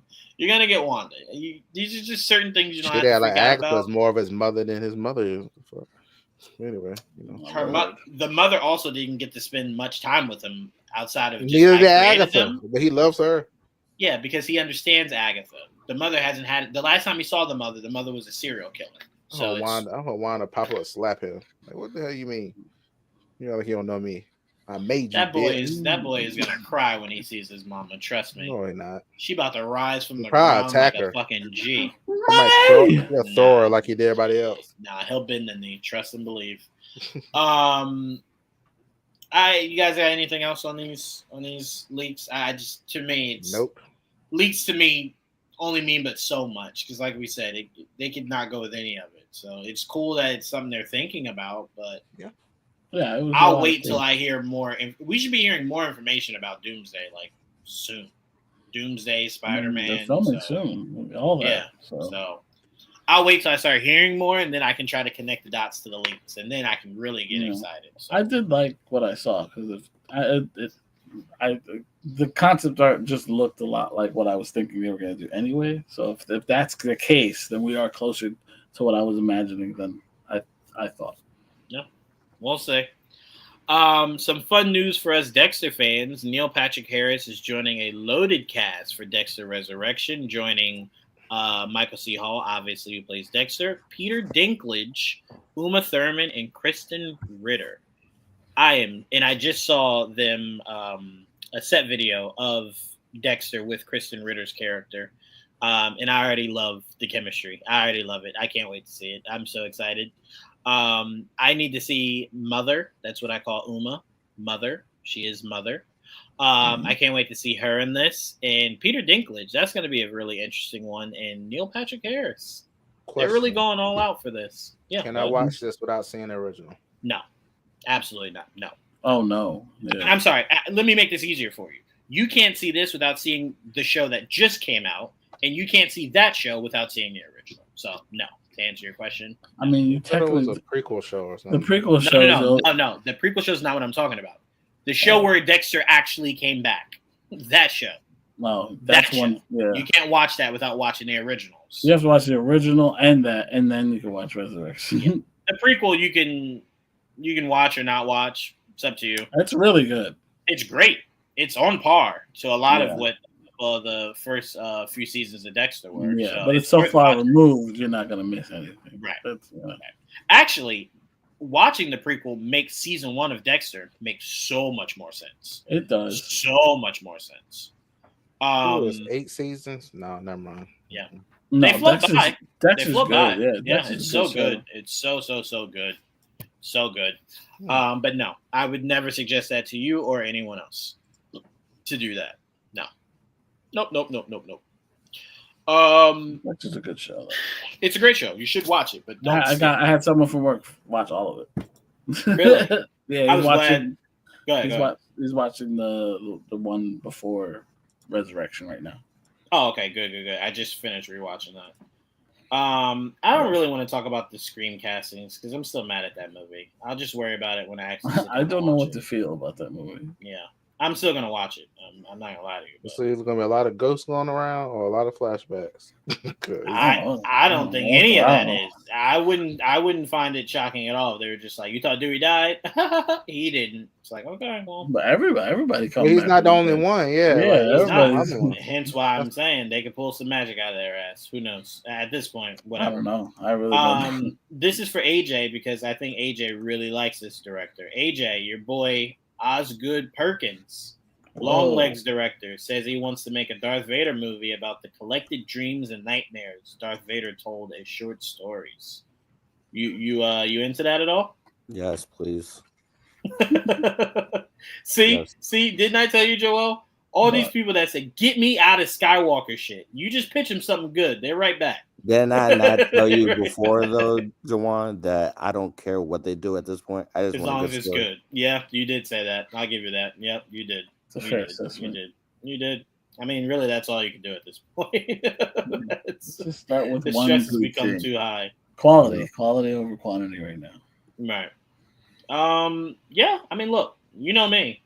I've been waiting for a good Darth Vader focused story. So, yeah. I mean, me personally, I want someone to tackle Darth Vader right after Anakin becomes Vader. I want to see him fight all those Jedi and put together the Inquisitors and all that. Like, I want to see all that. But look, if Osgood can give me something Darth Vader, I'll take it. And I think Longlegs, and apparently from what I'm hearing from Monkey, I think he did Monkey too. Yes, he did do. He did do Monkey. Yeah. So I'm ready. I'm ready to watch that one. I might go see that this weekend. Oh no, I can't go see it this weekend because I'm gonna be a good friend and go see Mickey 17 with Joel. Oh, I'm doing a double feature. Do you not want to see Mickey? I didn't really have an interest. I did. I want to see Mickey. I know, so I'm gonna be a good friend and go with you. Mickey. Oh, also, because my all-time favorite director, Guy Ritchie, the greatest, the GOAT, just dropped his first trailer for Mobland, starring Tom Hardy, Pierce Brosnan, and Helen Mirren. It looks amazing. I can't wait. See it. Can't wait. Yes. Cannot wait. I'm so happy it's this month. Man, I'll be there for sure. Now, I'll say this, Joel. I hope Guy Ritchie does more of this because I need someone to fill the gaps that all my what's the guy that runs fucking Paramount Plus now that does Yellowstone and all those shows? Taylor Sheridan. Yes, there's a gap in those shows because unfortunately last year he did 3 shows in 1 year. So we probably ain't getting shit this year. That man is busy. Yeah. Well, let me not say that because I know a lot of people that like 1924 or 23. What's the one with Harrison Ford? 1893 and there's 1923. What's the one with Harrison Ford? 1923. Okay, yeah. So that's going on right now. Yeah, I like. So I don't want to be dismissive, but that is happening right now. But the other shows that I adore, hurry that shit up. So, but this looks great. AJ, did I not send it to you, AJ? What? The Guy Ritchie's new crime series, Mobland. I did. You did. Oh, okay. I'm just making sure. You interested in that at all, AJ? I am. I love his stuff. I love his work. So I'm not as excited as you guys are, but I'm excited this night.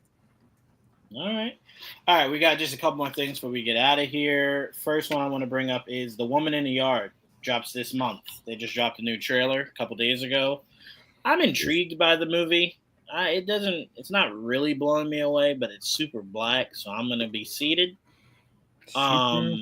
Super black is crazy. I mean, it shows a woman in black and 3 black people. That's a lot of black. So I don't know what else black you need. Super black. That's black. There's a lot of black. Shit, the way Trayvon be telling us about what's going on in the world, this might be the best we get. Might be the last thing we get. This might be the last thing we get. Only black we might get in movies going forward is you gotta wear black. That might be it. Like, oh shit, that's the only color we got. No, we got Jordan Peele movie coming up. We don't know what that is. Yeah, we don't know if it's. We also got Sinners Asian, coming up. We also got Sinners coming up. Oh, yeah, I forgot about that movie. Yeah. Yeah, me too. There's a couple good movies coming out this. Well, say good. I don't know if they're good until I watch it, but got some movies I'm interested in. Did you guys see the? There's a new documentary coming out about the top black actors in film, black actors and actresses. Did you guys see the trailer for that? It's on Apple TV, right? Yeah. I saw it. I mean, yeah, I seen the Yeah, there's a lot of them in there. Yeah. Yes. Who? Them? Yeah. Whoa, racist. A lot of them. Whoa. I can say what I want. I'm black. Whoa. For now, while we let you have your card. Okay, Uncle Ruckus. He looked like he wanted to say another word after them, AJ. No, who do you think is the face of black acting right now? Male and female, both. Let's not do one for all. Let's do male and female. Male Denzel Washington.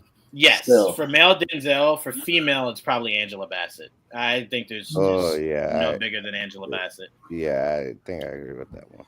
Yeah, and then I think if you're talking newcomers, I'm probably going Michael and Kiki. If we're talking about like new faces, yeah, I'm going Michael and Kiki probably.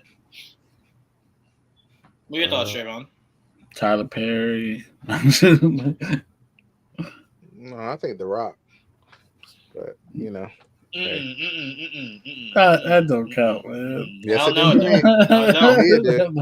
don't. I don't see him celebrate us like he do the Samoan half. I know that for goddamn sure. I know that his daddy black as hell. I don't see as much of the Soul Brothers. That's fair. See a lot of y'all shit. know how I am about the Denzel stuff, so I'm not gonna go there. You don't have to go. You don't have to say what we say. I'm asking you, what is yours? So it's The Rock for one. Okay, who's the female?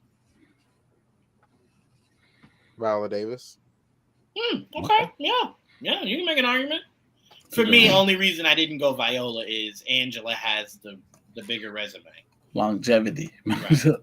Same thing with Denzel.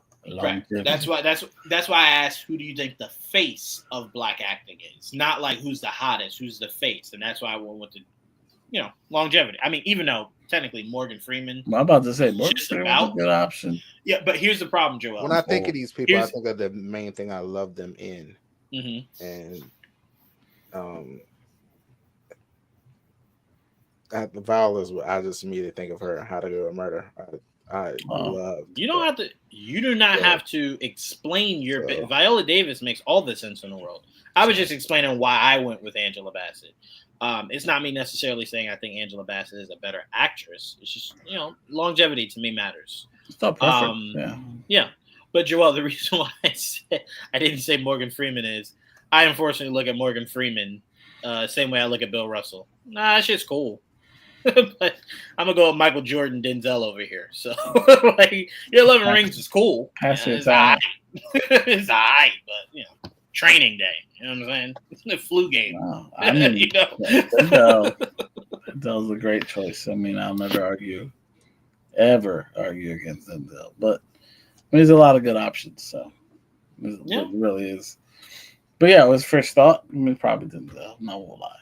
Oh, that's what it was called. Number one on the call sheet. Yes, number one on the call sheet. Yes. And please, guys, when that drops, please go watch it. That looks amazing. That documentary. The 28. Very black. You did notice, Trayvon, they showed Will Smith for like 3 seconds. And they said, other blacks. We still have to forgive you. Others. Jamie Foxx had like a full minute. Will Smith had like 3 seconds. He's like, I love option. And it was cut off. All right, so we're gonna end it on this, guys. AJ, I know you're not as into. You and Trayvon are not as into this as me and Joel are, but it is a story. Childhoods were crushed. Make-a-wishes started going bankrupt. The sun stopped coming up. Oh, he's talking about that. John Cena went heel. He became a bad guy. If you don't know what the term heel means. In wrestling, there's a face and a heel, good guy, bad guy. John Cena went heel to team with Trayvon's only favorite black man, The Rock, as they are going to spread villainy across all of Gotham. I personally, from a storytelling point of view, love it. As I watched it, I felt very torn because I love Cody. but I love John Cena more. So it was very painful to see John Cena eliminate my GOAT and CM Punk, and then to turn on my guy Cody Rhodes. So it threw me through a whirlwind, but I get it narratively. Cody Rhodes, I don't know about you, but the first time I see Travis Scott, the next time he shows up, I'm whooping his ass. For you guys that don't know, Travis Scott was supposed to very politely hit Cody Rhodes in the face and decided to use all of his fists and punch the shit out of Cody. So yeah, Cody has a black eye. He's sporting right now, thanks to Travis Scott. He's okay. He's still got a nice body.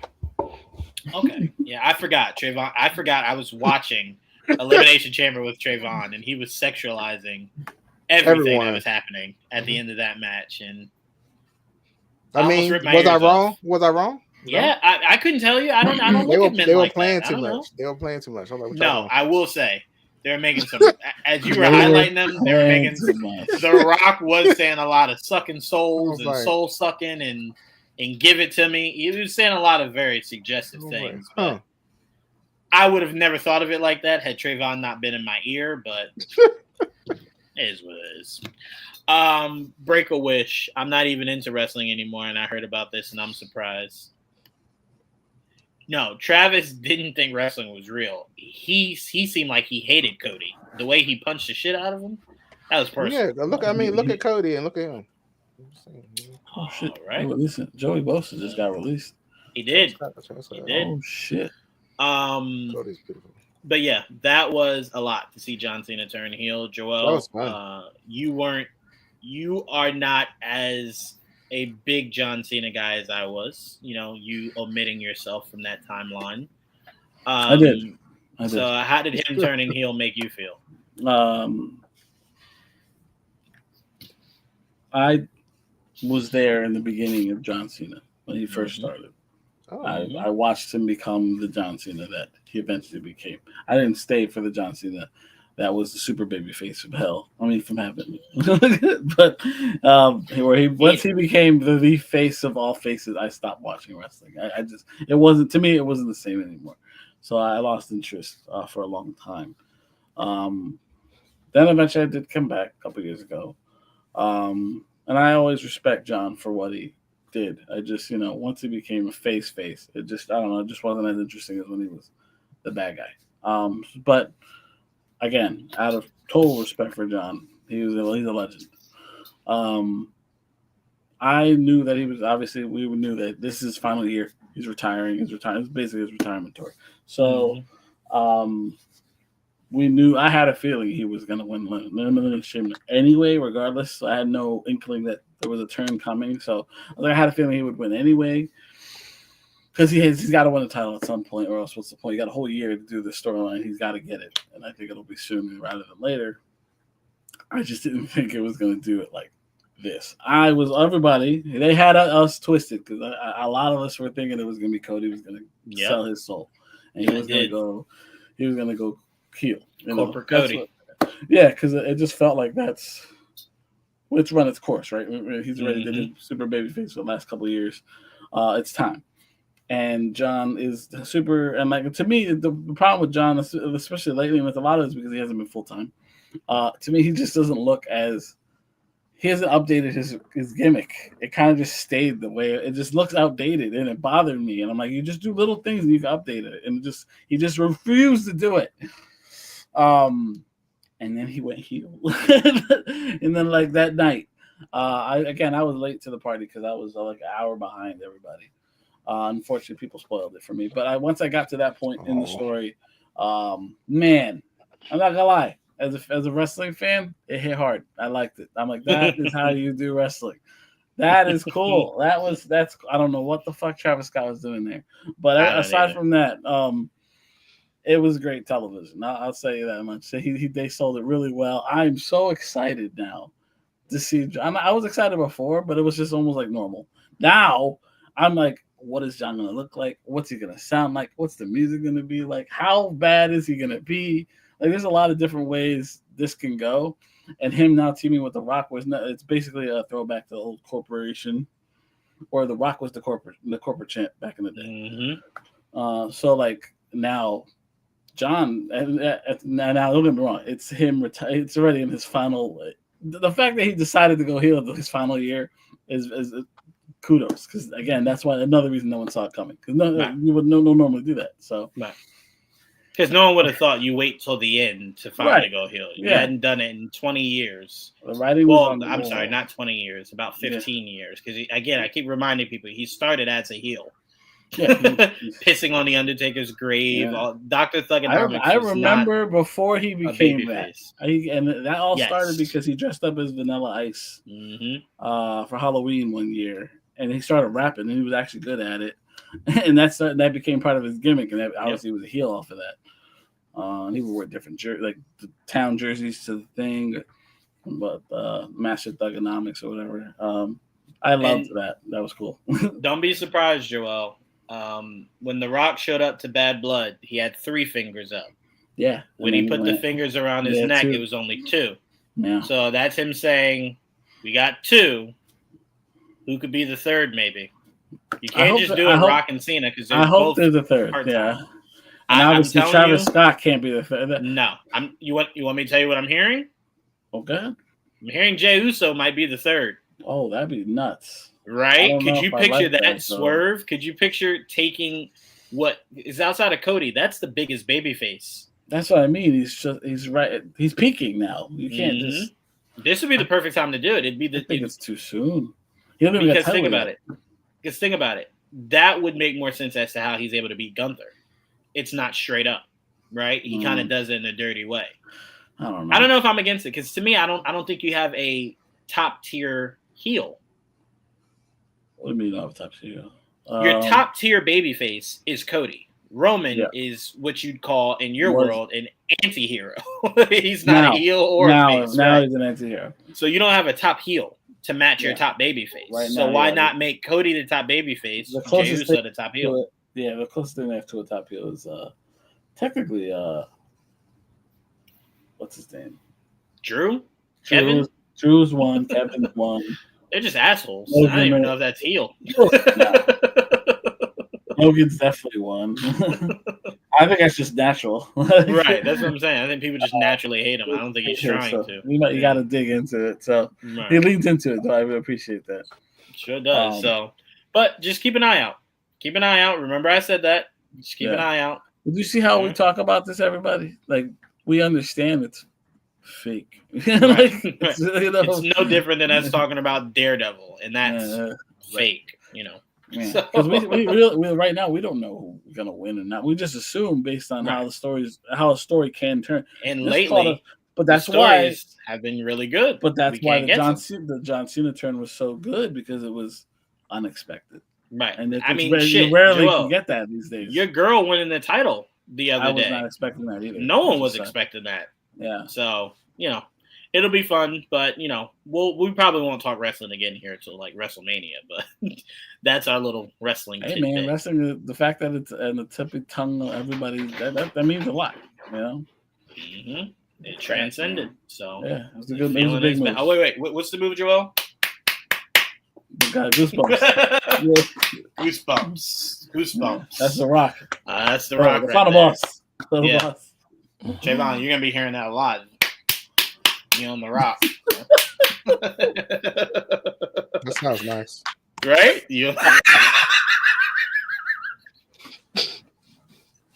All right, before we get out of here, I don't want to talk much about it because it's kind of a little bit of a spoiler, but Invincible did kind of tease what these next 2 episodes are going to be. But I kind of want to let people just see it on their own. But best believe we will be going into full detail about what's happening in these last 2 episodes next week. Full detail, because tomorrow's episode is going to be bonkers. We can finally talk about it. Jamie, we are not putting in another hour for you. It's not happening. Sorry. Nah, man, wrestling is real. Travis really hit that was real, but again, that shouldn't have been real. That was by accident. That was coked up Travis Scott. Just doing he was too excited. You gotta relax, Travis. It was supposed to be fake, bro. That was too much. He was definitely coked up. AJ, AJ, can you hear me? That's definitely Yeah. gave me NWO. Oh wait, feeling a lot. AJ, I wanted you to end this out on this. We're leaving here on this, AJ. You had a mini rant about the Oscars. I wanted you to get your shit off, buddy. Ooh. Ooh. Can we do it next week? No, I won't care next week. Out of love for Okay, you, I even brought it up.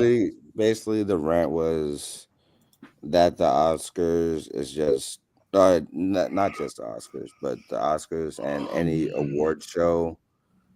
I feel like that they're nothing but a joke. There's way too many shows, way too many series out, and just to have just a handful amount of stuff, and you already have the Oscars that only focuses on one type of genre really basically for best picture is very annoying and it doesn't make sense at all. Horror has been dealt the worst hand when it comes to these type of things for some reason. um you can also say the same thing for comedy. Um, you also have stuff that's just left on the back burner, like best choreography, etc. There's just a lot that they're Stunts. just yes stunts at basically everything is just missing. And if you're doing an award show, it needs to be everything that's included. I also don't like um best foreign film. There should be no best foreign film. It should just be best film in general.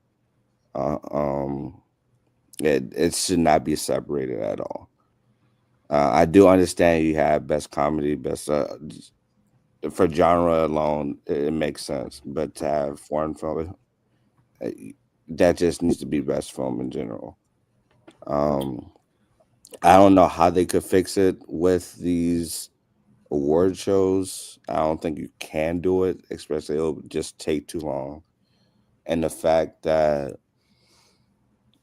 it's televised, I guess it's televised, so it needs to have this sort of like popularity type of thing to get the viewership. And I do understand that. And I feel like it's that's one of its downfalls. Just so they can get viewership. And it really does annoy me, and that's probably one of the biggest reasons why I just stopped watching. Well, this is my first year that I didn't watch the Oscars at all, because it's just meh. For me, it just doesn't cut it for me, basically.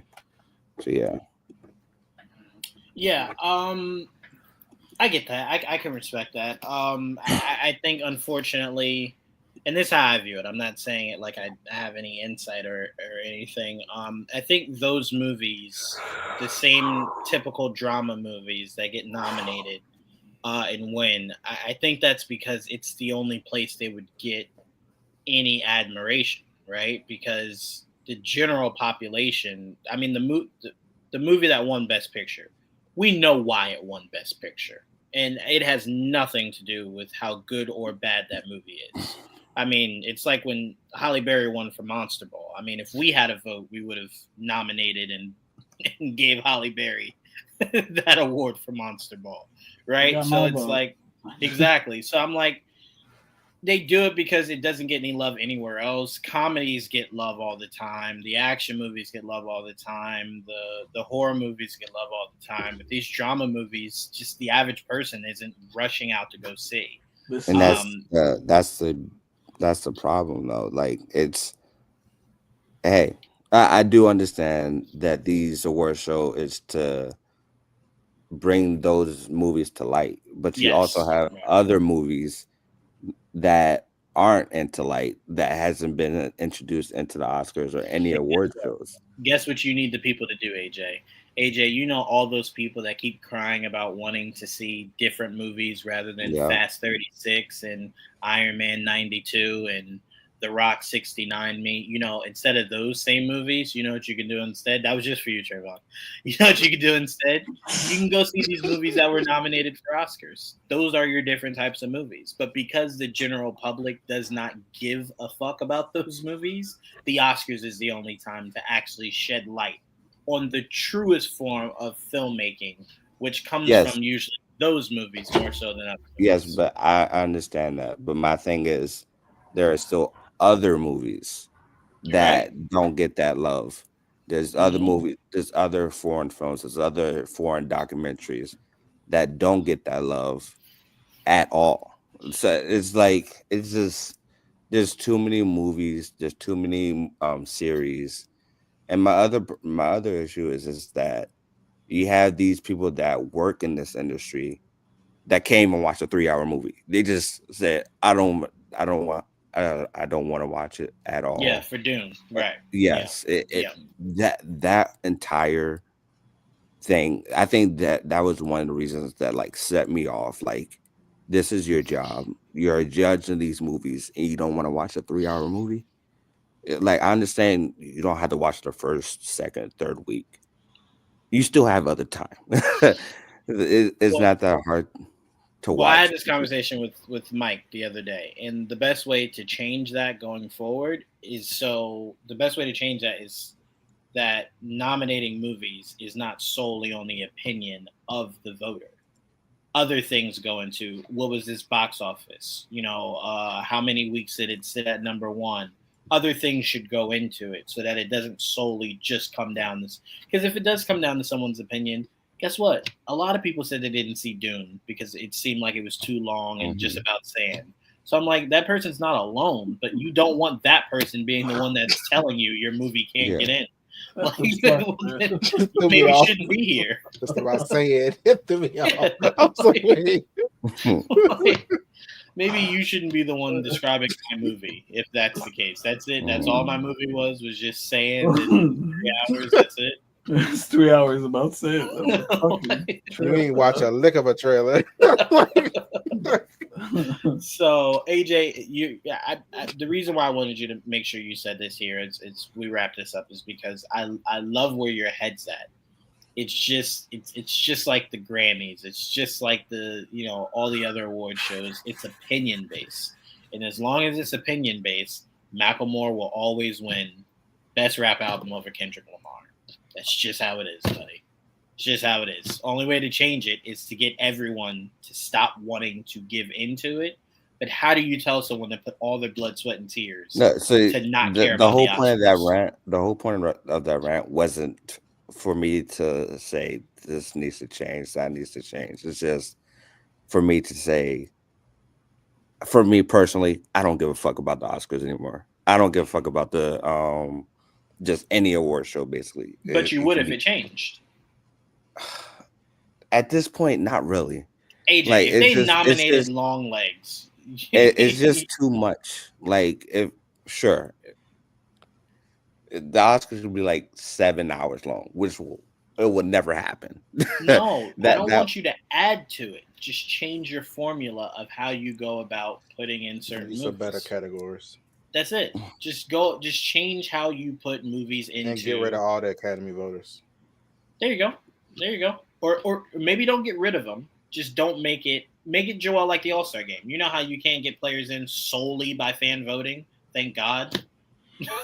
Do it like that. Do it to where it's a collection of different things that get your movie nominated. Why not? Because to me, it's very difficult to tell Infinity War, hey, you were not only the most popular movie that year, you made the most money that year, you had the most acclaim that year, but I'm not going to nominate you because I don't like those kind of movies. Well, how does that make sense? Like, how does that make sense at all? I mean, the thing that made me say get rid of all of them is basically that comment that someone made about Cynthia Erivo, saying she was too old for Wicked. That's why they didn't vote for her. Yeah, that pissed me Why off. Why would that matter? I don't know. Why does that matter? Yeah. Was the movie good? Was her performance good? I was just like, what? What does the age have to do with it? That pissed me off too. Time out. That You know was what makes crazy. no sense about that? Was Ariana nominated?